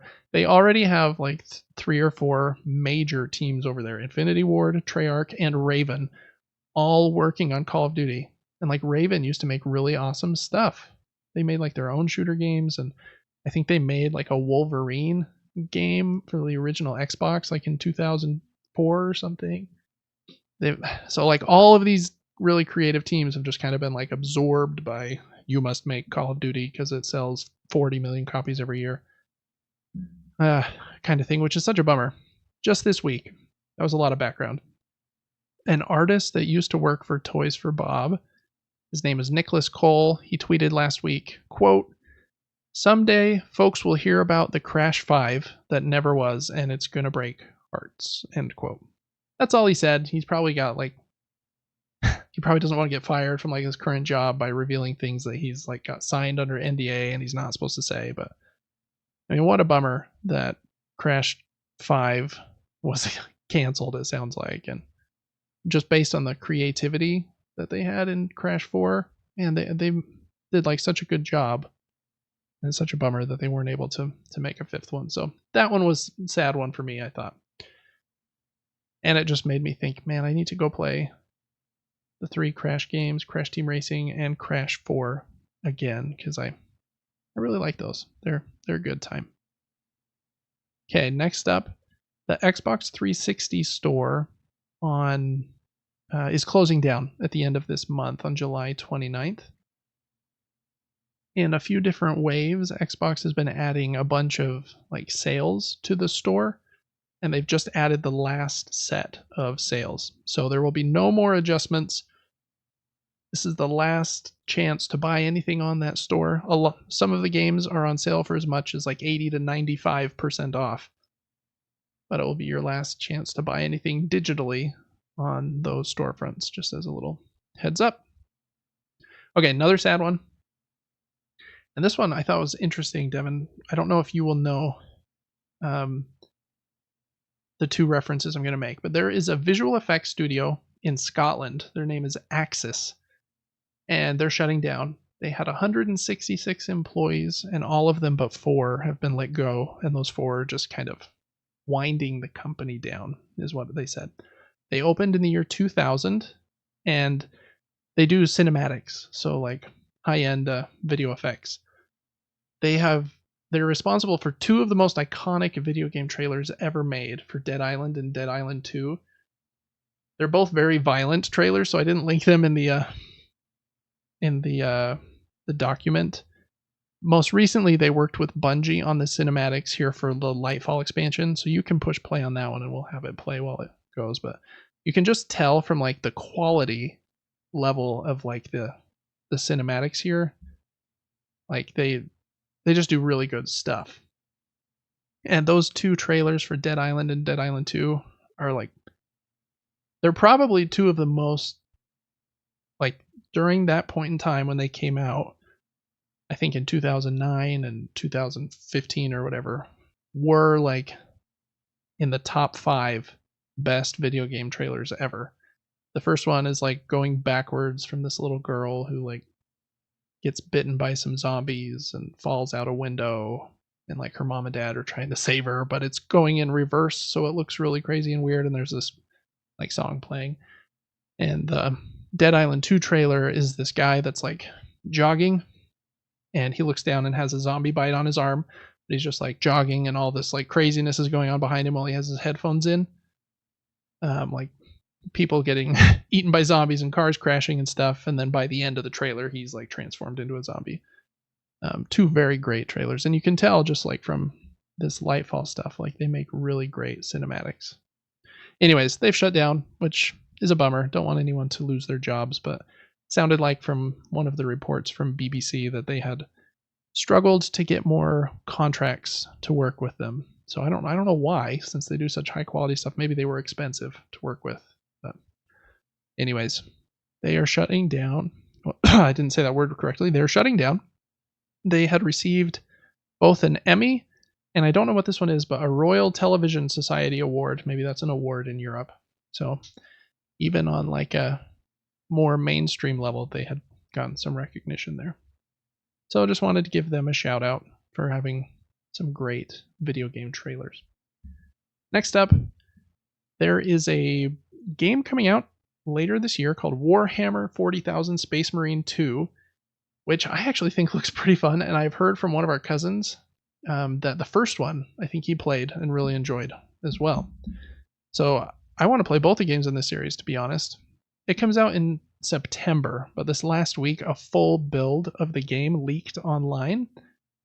And so, like on BitTorrent websites, and so people have been downloading a version of the game. The version is a little bit old, but like if they say like 6 months or whatever, but it seems to be content complete. It's like the entire game. Just might be a little glitchier, and the frame rate might be worse or whatever than it will be upon release in September. So that's a bummer. When I think PC Gamer checked, and it had been downloaded over 500 times at the point they checked, but once something hits torrent sites, I mean, like I think Zelda Tears of the Kingdom also was like leaked before it launched, and I think it was downloaded like 1 million or 2 times or something. Hopefully those people also bought copies on the Switch, but people love stealing stuff for free if they can. So I wanted to read their note here. They said, "Dear players, we are deeply touched by the overwhelming support we've received from our community following the leak of an old build of our upcoming game, Warhammer 40,000 Space Marine 2. Our teams have poured years of hard work, passion, and dedication into creating a game worthy of your hopes and expectations, and it's disheartening that many of the surprises we worked to keep secret were spoiled. We're saddened that this build, which will be almost a year old by the time we launch, is how some of our most eager fans will first experience Space Marine 2. Where was I lost my spot? Oh, here it is. Our unwavering commitment has been to deliver the best possible game for our players. This was the driving force behind our decision to spend more time on development and ensure we deliver the best experience we can. We're asking everyone to avoid this unfinished build and to not spoil the game for those excited to experience it for the first time at launch. Space Marine 2 will release on September 9th, and the best way to support our team's hard work is to play the game as they've always intended. See you all in a few weeks for the Emperor, the Saber Interactive and Focus Entertainment teams. End quote. Anyways, that was a big story this week. It's always a bummer when things leak. I remember a much different scenario because this game has like a campaign and a multiplayer, like a PvP mode. And so even if like the story details leak, like the whole game isn't kind of like ruined. I remember when like The Last of Us Part 2, it leaked before it came out, like almost all of the important details, of which there are many spoilers in that game, like for incredibly important and huge moments. And that was like a huge controversy. People were really upset, and the Naughty Dog thinks that really hurt how their game sold, because I don't think it had sold as well as the first one. And there was a lot of discourse about that. And so that can be like really detrimental to a game when it leaks like that. So I hope that one will be okay. It looks pretty high quality, even though it's like very gory and kind of crazy. But if you like Warhammer, and if you've played the first Space Marine, I imagine you're looking forward to this one in September. So beware of spoilers out there online. I think there's like a feature on Twitter where you can mute certain words. So you might want to mute like Space Marine and Warhammer just in case. Anyways, that was the leak. Okay, we're going to blast through a few random things here that I thought were kind of funny, Devin. There's a YouTuber. I've never heard of him, but maybe he's a big deal. His name is CDogVA, and he's auctioning an Elden Ring poster signed by Hidetaka Miyazaki, who is the president of From Software. He's auctioning it for charity, and currently, it's one article I saw said it has a fair market value of like $250. The highest bid right now is $15,000, and that bid was from Jack Septiceye, who is another YouTuber. I thought that was kind of a funny story. Cool that the money will be going to charity. That would be such a cool trinket to have, kind of a signed poster by the president of From Software. In this video here, this YouTuber says that that guy doesn't like do media tours very much or sign stuff very often, so I guess his signatures are kind of rare. I didn't know that, but there's that. One of my favorite video game controllers ever is the S version of the Xbox controller. The big original one was like really huge and bulky, but this S version, I thought was the best. It was so good. And I think this is even this company, what is the name? Hyperkin has made kind of a replica of the S Xbox controllers called the Hyperkin Duchess. And you can buy one now if you want that form factor. They are wired, which is a little bit of a bummer. I do think in the original, the black and white circle buttons were above the ABXY buttons. I don't think they were below like that. But I love that form factor in the controller. Do you remember those controllers, Devin, from the Xbox? Maybe briefly. Oh, really? Yeah, I love those. And they felt so much better than that huge Duke one is what they call it, the original. Because do you remember the original Xbox controller? I think so. Yeah, humongous, so big. So those were like a godsend. Like, oh yay, a controller that actually fits in my hands. Even though I'm 6'5", I have big hands. Even with big hands, that Duke thing, man, that's a big boy. Anyway, so you can check those out if you would like. Next, really funny one. Pokemon is having a partnership with Crocs. So Devin, I wanted to ask you, which pair of these Pokemon Crocs would you want? There is I think that's a Gengar, a Charizard, a Jigglypuff, and a Snorlax choice here. I'm going to have to go Jigglypuff. They're the lowest key, low key, not so sharp colors. Yeah, that's true. Like the light pink. That's pretty ballsy, pulling off a pink Croc though, Devin. Yeah. I'm going to put him I would probably go with the Gengar. Turn into a Wigglytuff. Oh, nice. Sport mode. That's what they actually call it, right? When you like put the strap on or something? I guess, yeah. I don't understand how those are so popular. I have never worn any though, so maybe I'm missing out on something. But yeah, they're kind of ridiculous. If you want a pair of those, an adult-sized pair of Crocs in these Pokemon ones is $70. So buy those, or you can buy Elden Ring and probably the expansion as well next time they're both on sale for that same price. So don't buy these shoes. Okay, next up, Xbox just today announced a new sweepstakes competition in partnership with Deadpool. The sweepstakes is for an Xbox Series X that is Deadpool themed. Looks kind of cool. It's like his costume, and then a controller that is Deadpool themed. And the controller looks pretty cool, but then when it flips around to the back, for some reason, it has his butt on the back of the controller. And it is absolutely hilarious looking. And I think it just kind of like matches the irreverent like ridiculousness of the shows. But anyways, join that competition if you want to win the. I don't really like how the console looks because it's very much like an ad for the movie. It has like Deadpool and Wolverine and big text on it. But the controller is so funny that I would love to win that thing. I wonder how much you could resell that for if that's the only one of its kind. They're only making one of those? I don't know. I didn't read like the fine print on the sweepstakes, but if there is only one, I bet you could sell that for a lot. Yeah. So, anyways, if you really like Deadpool or just want to enter that sweepstakes, you can sure do that. That was a funny thing today. All right, that is all of the video game news. We already went over the board game announcements this week, and there wasn't any major like board game news this week other than those few game announcements. So we're going to hop right into crowdfunding corner. So many games in crowdfunding, it's hard to even keep up with all of them. This list we're going to go over is a pretty long list, and I even cut out like 7 games and pushed them to next week. So I'm going to be a little more picky with games from now on, I think, and limit them to like ones that are ending in the next 10, 14 days or something, so that we're not talking about games that are ending in, 3 weeks or something. But anyways, first one here, we talked about Stefan Feld earlier when we talked about Civolution.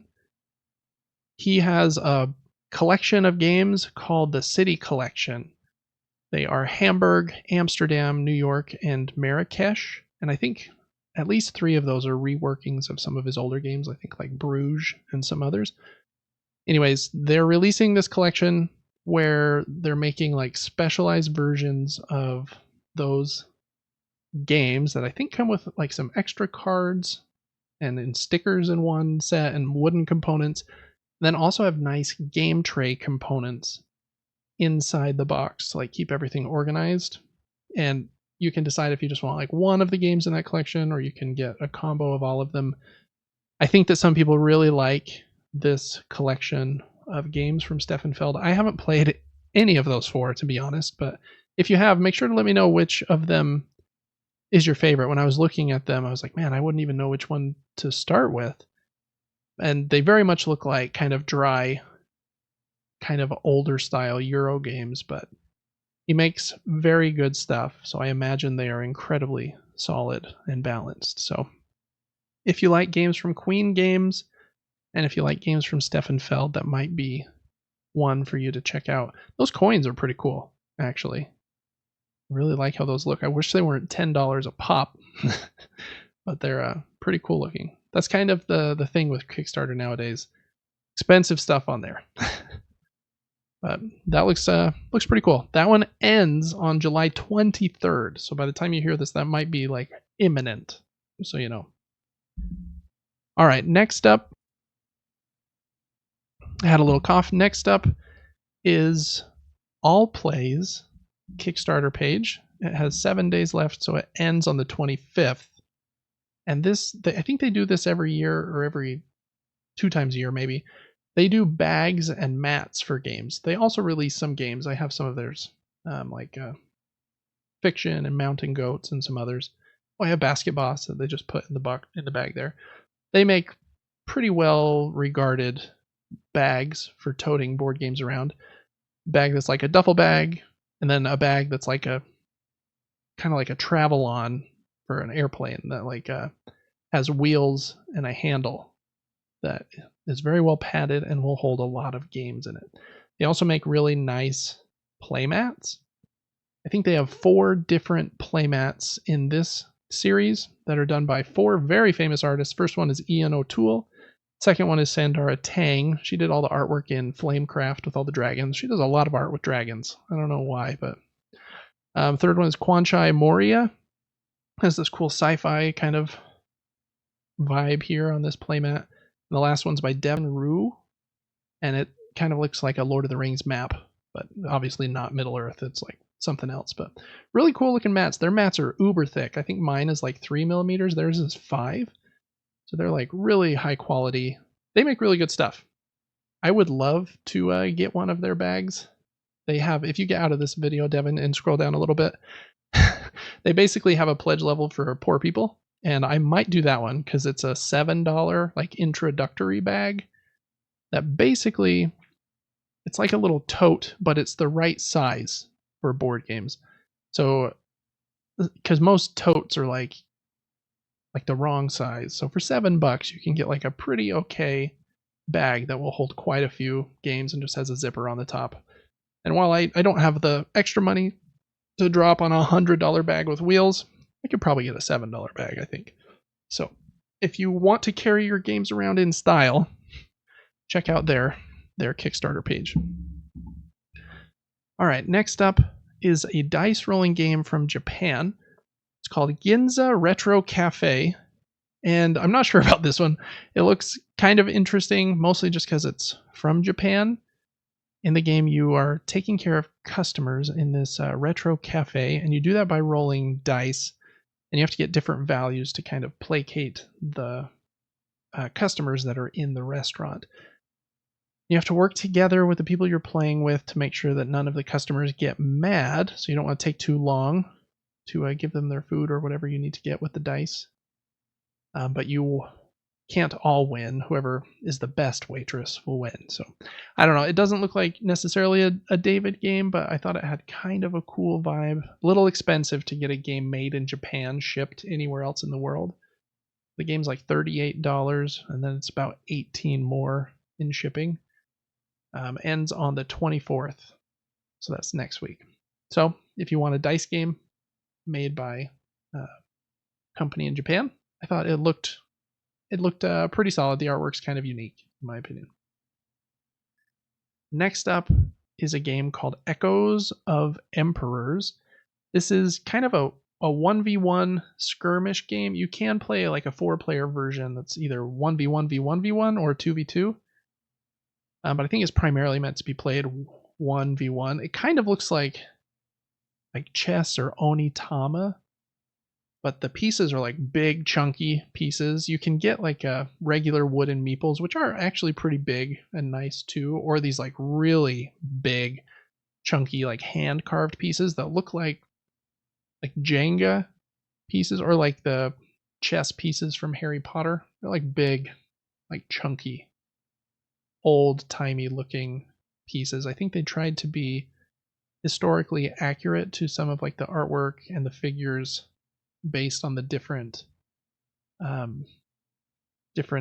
regions of people that they included in the game. How the game works is you're trying to kind of destroy the other player by taking out their troops, and you do that by moving yours around the board, building buildings and moving troops around. And your troops have different like strength levels that are shown on your cards. And so when you like perform combat, you compare like the troops that you're fighting. So very much kind of like a war game with like a grid-based chess-like system. I thought the game just in general looked super pretty, and I like a 1v1 game like this when it's not too long. I hope that this one doesn't overstay its welcome, but looks really cool, especially those like historical hand kind of carved pieces look really cool. I don't know that I will back this one. I already have like quite a few one-on-one abstract games, but wanted to give it a shout out because I think it looks pretty cool.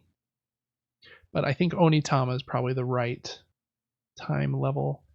and complexity level for me for a 1v1 kind of game like this. All right, that one ends on July 25th. Also, I think is made in Europe, so pretty expensive shipping to America. Next up is a pretty simple card game. It's called Mixtape, and it's an engine building card game. Pretty good price. It's $19, and then in America it's $9 in shipping. So it's pretty like reasonable pricing. In this game, you are trying to make the best like mixtape, and you have a mixtape A and a mixtape B, and you put your cards out in different rows, in the A row or the B row, and the cards will do different things. They'll adjust the different levels on your little I don't know what that's called in real life, like the mix board, where like the volume level and the bass level and the mid and the treble knobs are. And so you're trying to just make the best mixtapes, and whoever does that the best wins. Looks like a pretty light and simple game, but you have some like options on each turn. You can listen to music, which just means to like draw a couple cards from the different decks, or you can discard or rearrange cards to adjust your mixtape. And at the beginning of the game, each player gets a card that dictates what their crush's favorite type of music is. So you're trying to make a mixtape that your crush would like, which is kind of a funny little kind of hook there. But I don't know, for the price point, I think it looks like it could be a pretty fun card game, and I think it looks colorful and fun. The pieces look fun. It's a small box, so if you're looking for a good little filler game, I haven't played it obviously, but this could be a good one. It ends on July 28th, so you've got a little bit of time to look into that one if you want to see if it's for you. That is Mixtape. Next up is a game called Terrorscape, and this campaign specifically is called Terrorscape Putrefied Enmity, which is a weird set of words, but Terrorscape is a game that the Dice Tower really loved. I think they gave it a seal of excellence, which means the game is at least an 8.5 out of 10 for them. And in this game, one player plays like a horror movie killer, and the other three play victims trying to escape from that person. Kind of gives me Dead by Daylight vibes a little bit too. So it's a hidden movement game. When you're moving away from the killer, you can kind of hide from them. They don't know exactly where you're moving, and you have to move around to different areas of the map and do certain things, like try to like pick up the phone to make an emergency call, or like set traps, or do different things on the board. But those different things have a chance of like causing sound, which would give the killer some information on like, oh, they were just right here. I have one game behind me called Mind Management that is a hidden movement game, and I'm really excited to try it because the idea is that like one person is moving around the board, but you're not moving a piece. You're like moving on a little drawing, like a pad of paper that is hidden and only known to you. So nobody else knows where you're moving other than your pad of paper. And then they're trying to figure out based on clues and stuff where you are. Similar idea here, just with the horror kind of theme on top of it. This it's supposed to be really fun. I think it sounds like a fun idea.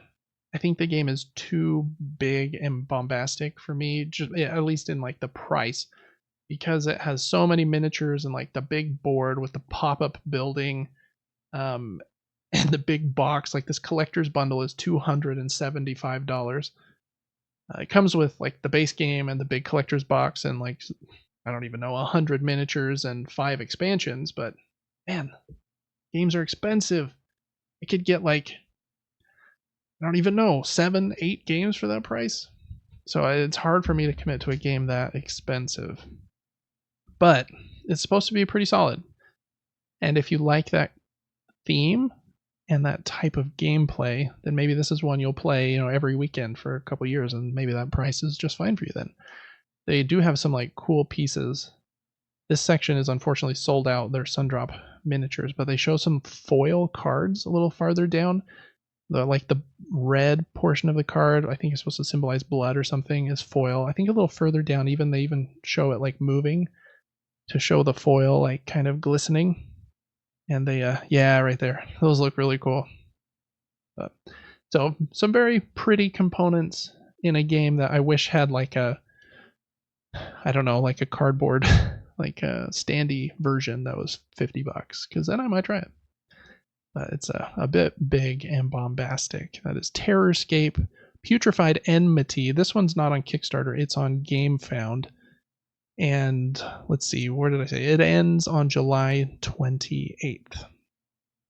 All right, next up is a little 2-player dice game called Tack. And I think this one looks pretty fun. It's a very simple 2-player game. You both sit on opposite sides of this little board and you move dice forwards and backwards toward your opponent or away from them.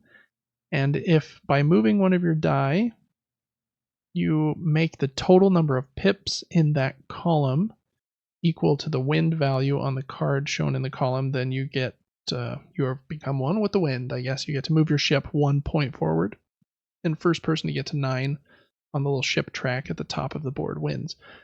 So it's a very simple little, like, one board, 12 cards, or 12 wind cards, 12 storm cards, 10 dice, and 2 wooden boat tokens in this little box. I really hope this one funds. It's getting close. I think it will, but it hasn't quite hit the $6,000 that they want to make it actually fund. This one I thought was cool because it's can't remember exactly how much it was. It might be like $25, but shipping is included, which is kind of nice. They like don't have an extra $15 shipping cost. I imagine this game will be in a very small box, so that's probably why they can do that. You can also just, I might even just do this because it would be simple because it's just some cards and stuff, but you can buy a print and play version and just bring your own dice and your own like little meeples for $2, I think was the print and play cost. Maybe it was a couple more than that, but for some reason I think it was $2. Yeah, $2 for the print and play shown right there. So lots of options for people that just want to print some sheets, or if you want the actual game, yeah, $24 in America, $30 international. Comes in a little small box. Cool idea, I thought, for a little 2-player game. All right, next up is one called Outbreak. This one I wrote down here, fun homemade style to this game, where like the it looks like it was made by one person, and I don't mean that in a mean way. I just mean like it doesn't look like it had a humongous budget and like an art team that like perfectly designed the Kickstarter page or whatever. The art looks pretty kind of goofy, but I think it looks solid and fun. It's basically about trying to survive this zombie apocalypse on this board, and zombies are going to be rushing in from all these different sides, and you are trying to survive by building buildings, fighting back against the zombies, and you can either play solo or I think with up to 8 players, which is kind of crazy. Probably wouldn't want to do it with that many, but yeah, I don't know. I thought it looked like it could be fun. Again, I'm really picky with co-op games. I say that almost every single episode. But if they have a really good like solo mode where I can learn it and play in like 20 minutes and then maybe play it with another person or two in around the same time frame, then I'm in usually. So I don't know. It looked like it had a fun kind of homemade vibe to the game that I thought was kind of endearing. It's not the best looking thing ever, but there's tons of different meeples, and they've even got like fun shapes, like the zombie meeples with like the crooked heads, or like a custom mold. It isn't just like the green meeples are zombies and the orange ones are people. No, they're all like custom shaped. You've got like an archer, and then there's one like final boss that looks like Bane or something. It's like some big ultra zombie. So there's just some fun creativity in that game, I thought, even though like none of it looks like incredibly like uber professional. It looks like, yeah, they put a lot of thought into this and like 2 people made it, and like props to them. So I hope that one does pretty well. Do I have any other notes about that one? It ends on the 30th of this month. All right, next is a little game called Cavern Shuffle, Maze of the Minotaur. It's a variant on Solitaire. And your cards, instead of just being like numerical values, they also have like the suits are kind of fantasy creatures. You might be a rogue or a barbarian, or might be an orc or some kind of other card. And so while you're playing solitaire, you're also like using the cards to try and complete these like little mini adventures. And I think the last boss of the level is the Minotaur, who anytime you take in solitaire, when you like get the aces up in the top 4 spots, then you want to put the 2s up there, then the 3s kind of go in that like scoring spot in the top. Whenever you place one of them up there, I think the Minotaur like moves one column to the left or right, so they kind of like clog up your way and stuff. So I don't know, I thought it was a pretty creative just spin on solitaire.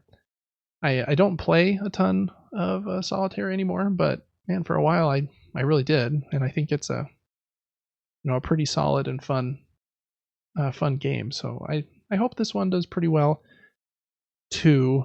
I don't remember exactly what it costs. Scroll down just a little bit, Devin, and we'll see if we can see that. If you put your mouse on the right side where the just left of that middle scroll wheel, and then scroll down, it'll show you the rewards there. So that one, you can get it for, what's that say under the 20 Canadian dollars? Is that 18? 15. Oh, 15. So for 15 US dollars, that's before shipping. Not sure what. Oh, and the shipping there is 10 Canadian dollars.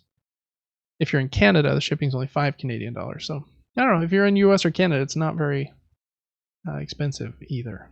So check that one out if you like solo games and if you like solitaire. All right, and then not last, 2 more. Okay, this next one is really silly, but it might be fun. It's called Flames of Fafnir, and it's not a co-op game necessarily.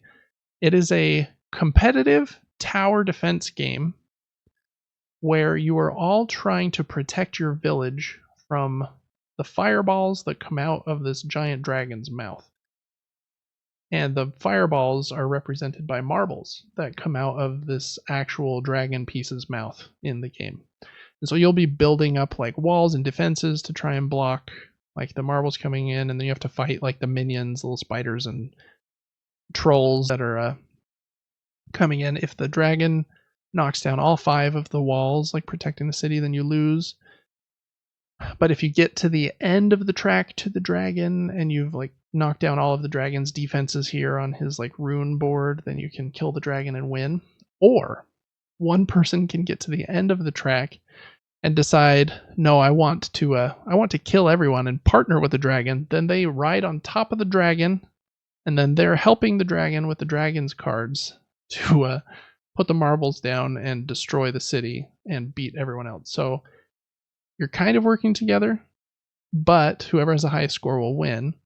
Or if someone becomes a traitor, then that person can win if they destroy the town. So kind of a weird, has some really big bombastic pieces. You can get the cardboard version where it has this, if you get the fancier version, it has a huge like plastic dragon head who is Fafnir, and he sits at the end of the board and the marbles like launch down through his mouth. It's kind of a silly idea, but I thought, man, that is so unique. You don't see like a lot of games using something like that while also trying to be like a game not just for kids, right? This isn't just, I can't think of a good example, but this isn't just a marble track, or something. It's actually like a pretty, what seems like a competent game that has this like marble mechanism as the fireballs. And there's 2 expansions that come with it. One that adds like 2 or 3 different marble sizes and different dragons, and then another expansion that I think adds some different heroes maybe. But very unique looking game. Whether this game is also being published by Lucky Duck, who makes really good stuff. I don't think if it wasn't, I don't think I'd even like be interested in it at all. So I don't know, I'm kind of banking on them to be able to pull it off. But I could see, unless that dragon, like the marble thing is like perfectly optimized, this game could be way too like lucky and random and crazy. So hopefully they've like figured out how to make it pair well with the little bit of randomness of the marble coming out in real time out of this dragon's mouth with, okay, this is a fun game of me trying to get up to the dragon and destroy him, and build these walls to protect the city from the fireballs. Really weird, interesting idea. So not exactly sure how that one will land, but if that's intriguing to you, you have until July 30th on that one. And then last up for this week is DC Superheroes United. This is basically Marvel United, but with DC characters now and a couple of slight changes. So this is Marvel United is a very popular cooperative game where you work together as the different Marvel heroes and try to take down Marvel villains. Obviously, in the DC version, you're going to be playing as DC heroes trying to take down DC villains. The cool thing about this game is while you work together fighting the villain, I think on your turn you play 2 cards, and then the card you play second, the next player also gets to activate on their turn. So the card you played last, the next player gets to play first before they play their cards. So I think that's the coolest part of the game, is how you work together there with the cards. Other than that, it's pretty straightforward. You move around to different buildings in town, and you're trying to avoid damage from the villain. I have like one of the Marvel United packs with Spider-Man and a few other characters in it, and it's kind of fun. I played it with my wife and our kids once, and we'll probably play it a time or two again. I want to fight Green Goblin next time. But yeah, for people that really like Marvel United, I bet this one is going to be a slam dunk. I really like some of DC's characters, like Batman and Batman's villains are awesome. But then there's a bunch of DC characters that I'm like, who are you? Like even this main villain that they're showing with the 6 eyeballs, I had never seen that person before in my life. Have you seen that one, Devin? No, I have no idea what that is. This? Yeah, Trigon. Yeah, I don't even know what he's from. There's a lot of like properties over there that I don't feel like have. I mean, Marvel is like so just ubiquitous now. Everybody knows who Loki and Thor and Iron Man are, and most of the villains related to them. Where DC just hasn't reached that, and so that might be like a Green Lantern villain, and I just don't know. I have no idea. So, anyways, if you like Marvel United, you will probably really like this one. I'm guessing this will be a big deal. I think it already has more than $1 million in funding. If you scroll back up to the top, Devin, we can see that. But yeah, lots of content here. Yeah, a little over 1 million. It has 13 days left. Ends on July 31st. So check that one out if you like cooperative games based on superheroes or have played Marvel United. Okay, Devin, before we go into last call, of those 1, 2, 3, 4, 5, 6, 7, 8, 9, 10, 11 games, what was your pick of the week out of those ones? Ignoring the price, I'm going to say Terrorscape. Okay. The horror theme. The horror theme and the little miniatures. Yeah. Yeah, they do look cool. I wish it was cheaper. I feel like games used to be less expensive, but now if a game has plastic miniatures, man, you're lucky if that thing's under $100. And like we mentioned with that, their all-in pledge was almost 300 there. Wow. Yeah, I think that one looks fun. I think that my pick of the week, I think TAC deserves like a little more love than it seems to have gotten. I think my pick of the week would be that Echoes of Emperors game. That could be like a really fun, like kind of riff on games like chess and really in your face, kind of 2-player skirmish games where trying to take out your opponent's units. And I think it looks really cool on the table. It looks unique. It doesn't look like every other board game, in my opinion. So that's probably my pick of the week. I wouldn't say this is the strongest week, even though there was a lot of games. A lot of them that I looked at that was like, yeah, that's probably good, but I'm not backing it. That was kind of my vibe this week. All right, those are 2 good picks, I think. Last call. So these are the games that are ending very soon. So Emerald Skulls, we talked about last week. It's a dice game from Thunderworks, the company that made Cartographers. It ends on the 24th. It's a $20 game with $5 shipping in America. That's a pretty dang good price, to be honest. I'm probably going to wait, see how reviews are for that one, and just get it in retail. I'm sure it will come to retail since Thunderworks is pretty successful. Scroll up to the top, Devin. I want to see how well this one's doing real quick. Yeah, 80,000. So I mean, it's not like the DC United one we just saw, but for their $25,000 goal, they're doing pretty well. Okay, Peaks was another one we talked about last week about climbing mountains, and you can kind of help each other out. So you want to kind of follow people around and have them like pull you up on their hikes. It has these cool pieces with flags, and you're planting them on all the mountains across the board that you are climbing. I don't know much more about the gameplay, but I think it visually looks pretty cool. So if you like the way that looks or sounds, that one ends on the 25th, so 7 days from now. Just as a last call there. And then 20 Strong Tanglewoods. Again, we talked about this one last week. It's that 20 strong system with 20 dice in each box, and you play like a little solo game. And that's 3 new decks in this Tanglewoods kind of vibe. Looks like they're going for like Little Red Riding Hood is like the hero of the red box, and some other fairy tale heroines as the heroes in the other boxes. And then last up, wanted to give a last shout out to Boom Patrol, which is the one that has the tanks with those pivoting kind of top pieces where you like kind of shoot at each other with them. Funny, quirky artwork. Smirk and Dagger, I think, has made some good stuff before, so wanted to give them a last call shout out too. And that one and 20 Strong both end on July 26th. So lots of games in crowdfunding corner this week. That's going to do it for crowdfunding corner though. So we're going to hop into the end of our show. That's everything for the news. So we are almost done here. Devin, this week I thought I ranted a little bit earlier in the episode about arcs and how I am kind of obsessed with it right now. I can't stop thinking about it, and it doesn't happen very often anymore because I am a jaded old man, but I don't get like uber excited about board games or video games very often. I'm usually like, yeah, that looks cool, but I'll wait till it goes on sale. Maybe it's because I'm poor. Maybe that's the reason. But there are a few times in my life where I've been really pumped for something, and you kind of get like almost giddy. You're like, oh man, feels like Christmas. I know it's going to be here next week, and you like are counting down the minutes almost. So I wanted to talk about games that kind of gave us that feeling that you couldn't wait to get. Almost felt like that Christmas kind of feeling. I made quite a list here since I came up with the question and didn't give you any time to prep.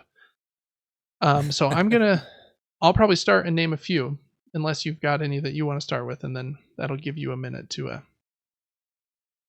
nope, think. It's all you. Kick it off. Okay. I broke them into. We'll start with board games first, but I think the 5 board games that I've been most excited about. First was Crokinole. I got really deep into like a Crokinole rabbit hole probably a year and a half ago, and I was like, man, this game has such a cool competitive scene. And I started watching all these like the what do they call them, like the Canadian championships for it, and those people are unreal good at the game, and like trying to figure out, wow, their strategy is like really in depth for a game that looks really simple on this little wooden board. And so I put one on my Christmas list, and our parents bought me one for Christmas, not this last year, but the year before. And man, I was like so pumped. I was like, man, I know they're gonna get it for me, but what if they don't? And I don't know why. That one was like, I was really excited for that. And Crokinole, I think, is the thing of all of the games behind me, it's the one I've played the most. I think I've got like over 100 and something plays of Crokinole. Super awesome game.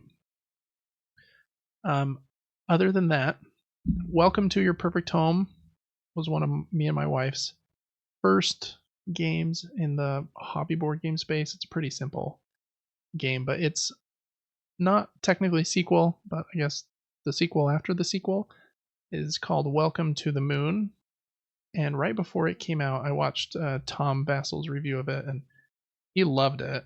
And so I was so pumped about that one too. Ordered it from Amazon because I couldn't find it anywhere else. I usually like to support other shops than Amazon if I can, but they could get it to me the next day. I couldn't find it anywhere else.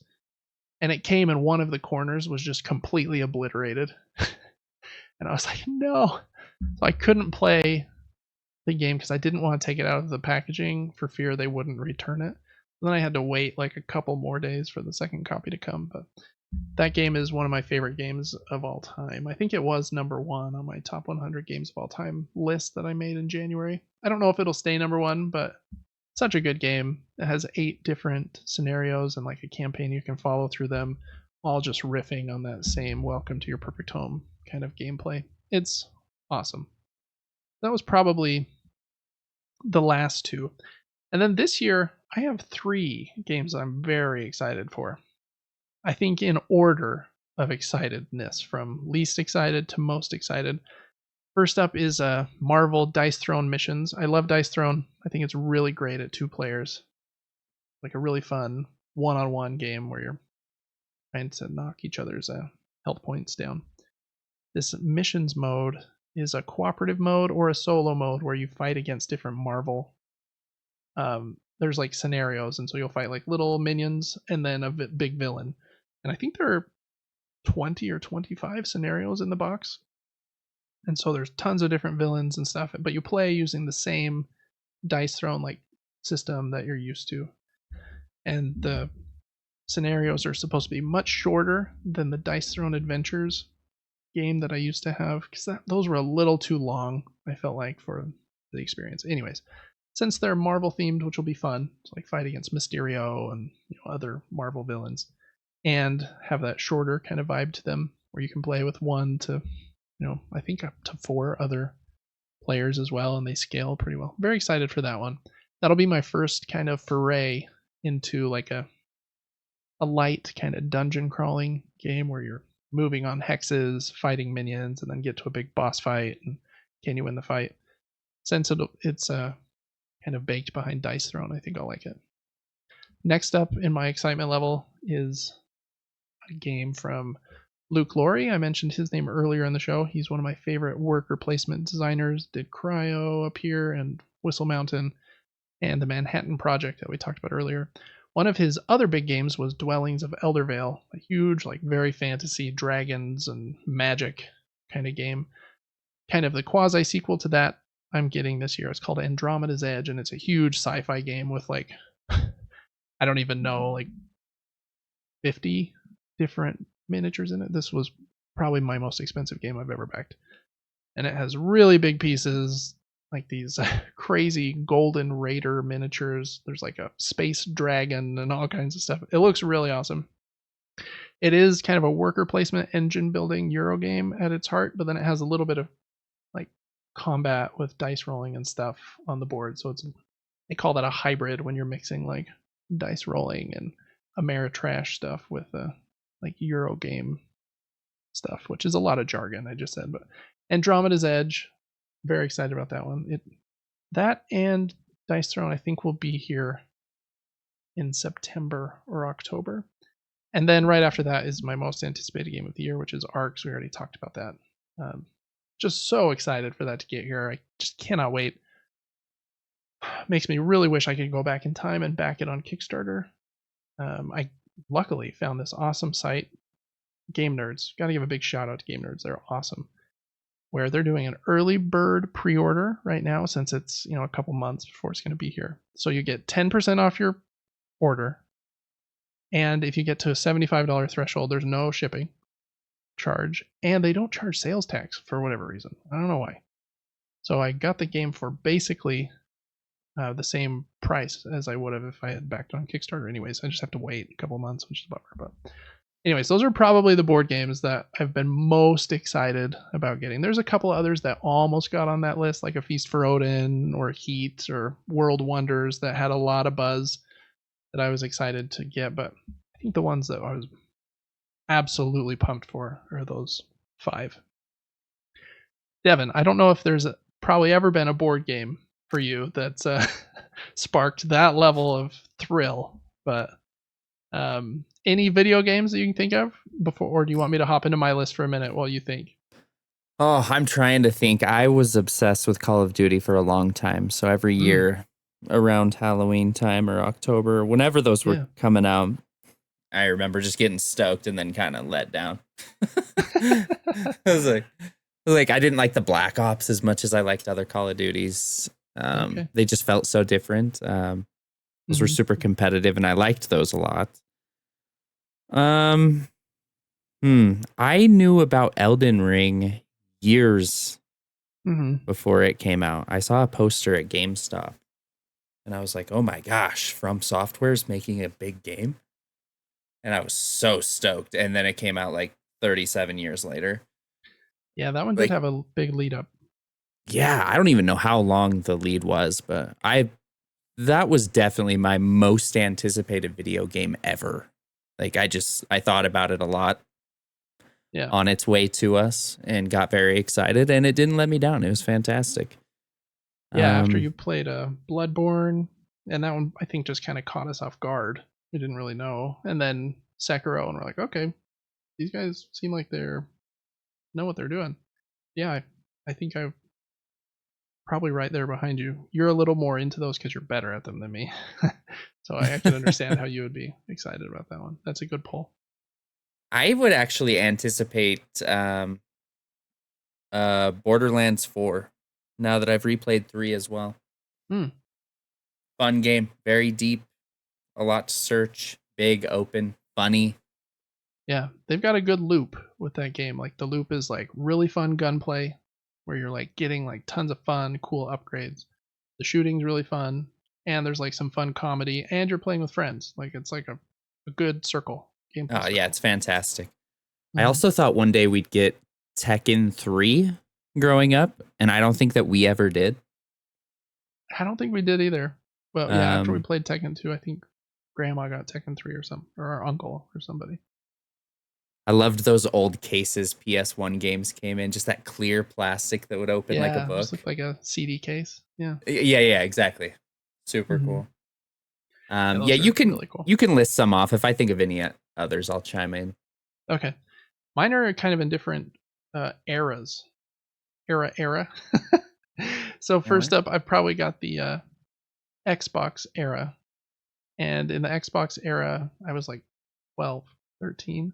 And by far, the game I was most excited about was Splinter Cell. We got like a demo disc that had just the first level on it. And I remember playing that first like little 10-minute stealth scenario in that demo disc like so many times. And then I remember asking for that game for Christmas and thinking there's no way mom and dad are going to get this for me because it has guns and shooties and some curse words. But they did. They got it for me. And it was I had opened all my Christmas presents and it wasn't there, and they had hidden it in like stuffed in the back of the tree like punks. Anyways, I was very excited about that one. Like uber excited. Then for some reason, I got really into the Nintendo Wii. I don't know why. I think it's just because like we were kind of poor teenagers and our parents got us a Wii for Christmas one year. And so we were just like, yeah, this is what we got. I'm not going to buy a PlayStation or Xbox because I definitely don't have $600. So yeah, I was really into the Wii, and Nintendo, was kind of the king of kid stuff and still kind of are with Mario and stuff. So there were quite a few Wii games that I was uber pumped for. I remember having a gaming magazine where it was the first time I saw anything about Super Mario Galaxy, and man, I was pumped for that game. Very pumped. And I don't remember how, but I think I pre-ordered it at GameStop, and I got the version that came with like this cool Super Mario Galaxy coin. It's like a big, like kind of gold dollar sized coin with Mario on it. And I think that is still my favorite mainline Mario game is Super Mario Galaxy. The nostalgia there helps for sure. And like Super Mario World and Super Mario 3 and some of the others are just like absolutely excellent too, but Super Mario Galaxy is, man, so good. And now you can play it on the Switch in like HD. Looks really nice. Next up, there was a little phase where I got really into Punch-Out, like the original Mike Tyson's Punch-Out, which is such a good game as like a little tangent. But then they announced a new Punch-Out for the Wii. Man, I was pumped for that one too. And that game also rules. Like so fun. I have that in the basement, and just talking about it right now, I want to go play it. Oh man, so fun. Those are tough games. You have to like really learn patterns and stuff. And I remember we beat like the whole game, but at the end, like the last character is Donkey Kong, and man, he was tough. Just the weirdest patterns, and like he'd punch you with his feet all of a sudden, and it's hard to like judge when that's coming. But that game was really cool. Loved that one. I have such a nostalgic feeling with King Hippo, like OG King Hippo. I don't know why. Yeah.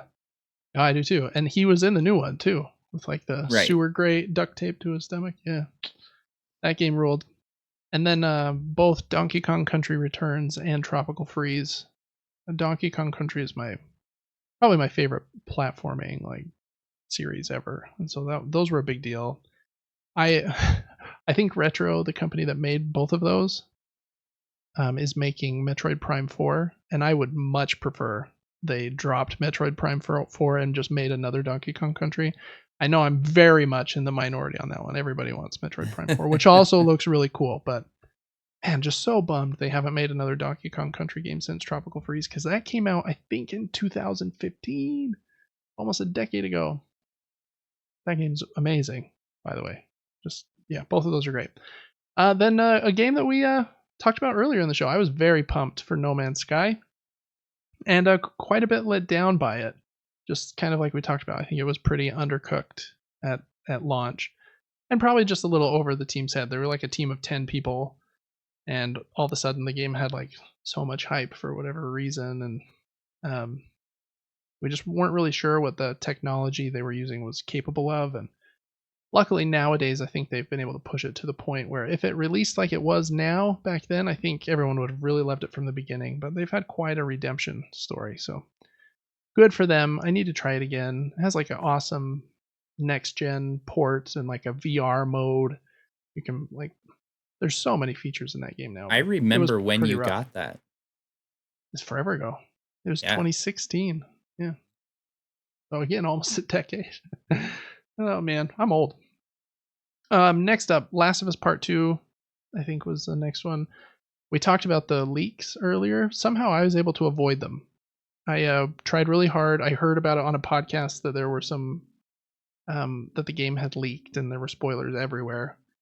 And luckily, I didn't know anything. And even if I did, I still think that the moments in that game like stand on their own so well that I don't think it would have been that big of a detractor. But man, if you can go into that game not knowing anything, that game is a gut check. Like, it's brutal, but it needs to be. It's like the story they wanted to tell is brutal, but I think it's like one of the most well-made video games ever. It's unreal. If you've watched The Last of Us on HBO but haven't seen or played this first game or the second game, I don't know what I would recommend, like waiting for the show or playing the second game, because I think they're going to break up the story a little differently. But if you want to know, the second game is it's amazing and might help you cope with the terrible things that you're about to witness. But anyways, Spelunky 2 was another one. Spelunky is one of my very favorite games ever, and I really didn't think they could make like a better game. Spelunky, I think for like the simplicity's sake, the first Spelunky I might maybe prefer, but man, the second one is incredible in how much they were able to expand on it. It is like so much bigger and all encompassing, and like I don't even know how to explain. It's just so much bigger, and it is like a better game. There's more going on, more endings, like much more like secret stuff to figure out. Sometimes I miss the simplicity of the first one, but I generally play the second one nowadays. And then, as has been said many times on this show, the game that I'm most excited for right now is Hollow Knight Silksong. Who knows when and or if that will ever come out, but if it does, that will be a David takes a day off of work kind of day, I think. So, anyways, I think those were most of the games in somewhat recent memory that I could think of that kind of gave me that giddy in my stomach kind of feeling. Any others for you, Devin? Or I got a couple thoughts. I've experienced more anticipation, surprisingly, with horror films. Ah, I usually know that they're coming out, what they're about, what they're going to be like. If they yeah. lean into thriller more than horror, blah blah blah, all the things.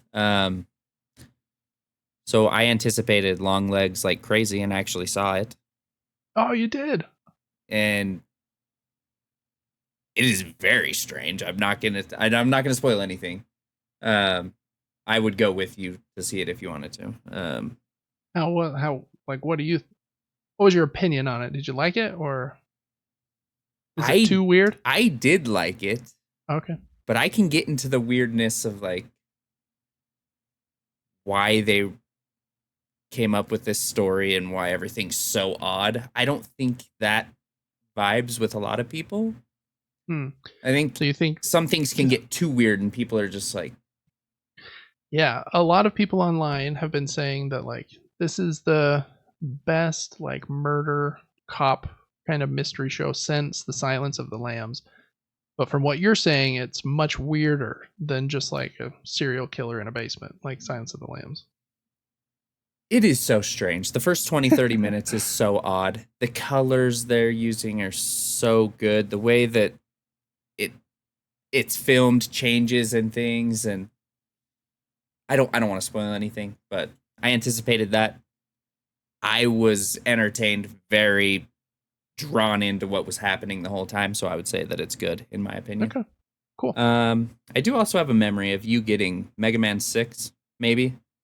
There's a bird Yeah, on the on the NES cover. yes. And then I And think our NES was broken. oh, okay. Yeah, And so I I don't even thought think we got to play it. yeah, I thought, oh, that's David's game. I'll probably never get to play it. But then we like somehow played Mega Man 8, Yeah. Yep, that one and was on the I know that PlayStation. Mega Man so well, and Mega Man Yeah. X at this point. Mhm. But that wasn't much of an anticipation. But something I do anticipate more than the release of a game is once I get in a game, if I like the upgrade system, I anticipate the build I'm gonna make. Mm. And I will become completely obsessed. And it's actually very concerning. I did this with Remnant 2. I could not think about anything else. I thought, okay, I know that there's a secret to getting this ring. This ring is going to pair with the build that I've already created. I can only have 4 rings. I have to do this at a specific time of day. Let's watch a YouTube video as to how to get there. And then just obsessing over that. And now I don't even play the game. And so it was a waste of time. No, it wasn't a waste of time. You had fun. But I anticipate things like that, I would say, because I'm a little skeptical when new games come out. I'm like, there's no way this is gonna be that good. It is true. Once you've played like a ton of games, you're like, is this really gonna have something new that I haven't seen before? Probably not. So yeah, I get that. I wish that I got more into upgrade systems because I think that would help pull me through to complete more games. Because sometimes I fall off, and I wish there was like something that had hooked me. So I think that's a good thing to anticipate and help you like kind of finish one. So cool.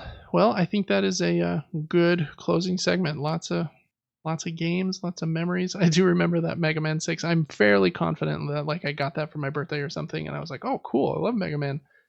And I think just like earlier that week our NES had stopped working, and so like we tried like all day to get that stupid thing to work, like putting that Mega Man 6 cartridge in there, and it just didn't work. And so I'm pretty sure that I never got to play that game. Well, we probably put like a Hot Wheels in the cartridge slot or something. Probably. So yeah, that Mega Man 6 like cover, like you mentioned with the bird on it, is kind of like etched in my brain as like a haunting moment. Oh yeah. I have the Mega Man Legacy collection on the PlayStation 4, and so I need to just play that so that I can get up to Mega Man 6 and finally play it. Maybe that would help clear some childhood trauma out of my brain. Trivia question for you. In the lore of Mega Man, I believe he has a sister. Have any idea what her name is? I feel like I've maybe heard this before. But I don't know that I know. In Japan, he's called Rockman, I think. You're on the right path. Rock and Roll. And I think Roll was the I don't know if that was the sister or if that was the dog's name. I think the dog's name is Rush. Right, the dog's name is Rush in America, but I don't remember. Oh, gotcha. Yeah, I think her name is Roll, and it's either like was Roll. It? Oh, hey. I think her name's Roll Casket or Roll. I can't remember. There was like 2 different last names for some reason. I don't remember why. Let me see. Mega Man's sister. She's kind of cool looking. Roll is a kind-hearted humanoid robot created by Dr. Light to be a housekeeper, helping around Dr. Light's laboratory by cleaning and cooking. Funny. Yeah, roll.exe. Is there anything about Roll Casket or Roll? Roll is operated by Male Sukurai, who is a friend of Megaman.exe's operator Lan Hikari. But I think this is talking about Mega Man Legends, which is I feel like it was like Roll Chan or Roll Casket, something like that. You're probably right. I'm not sure. I'm just seeing I have answers no idea. on Quora and stuff, but cool. Yeah, that was a deep pull. Love some Mega Man. I don't know that I've played many of those originals though. Like you said, we had 8, which we really loved, and then X. But before that, like I've played some levels of a few of them, but not many. It's crazy how much Mega Man changes over time, the way he looks, the way the game looks. Like 1, 2, and maybe 3 looks so old. Yep. It's a good series though. I need to play those again. It's hard to play anything new when all you play is 2D games and retro games, but I'm drawn to those. They compel me. All right, well, that's going to do it for episode 16 of the Super Game Brothers podcast. Thanks so much for listening. Make sure to check out the rest of the content we have here on the Super Game Brothers YouTube channel and on my Gaming Top Down YouTube channel, where I talk about board games and what I've been playing. Make sure to check out Devin on Twitch and our YouTube channel and TikTok. He streams weekdays. That's Player4 on Twitch, Player4TV on TikTok. And join our monthly giveaway. Like I mentioned at the top, we're giving away a bundle of board games or a $50 gift card this month. So make sure to join that at the description in this video or supergamebrothers.com. And yeah, I think that's all the housekeeping. Check us out on patreon.com/supergamebrothers if you want some extra perks or to get the episodes early or see some exclusive stuff over there. And we will see you on the next one. Till then, have a good one.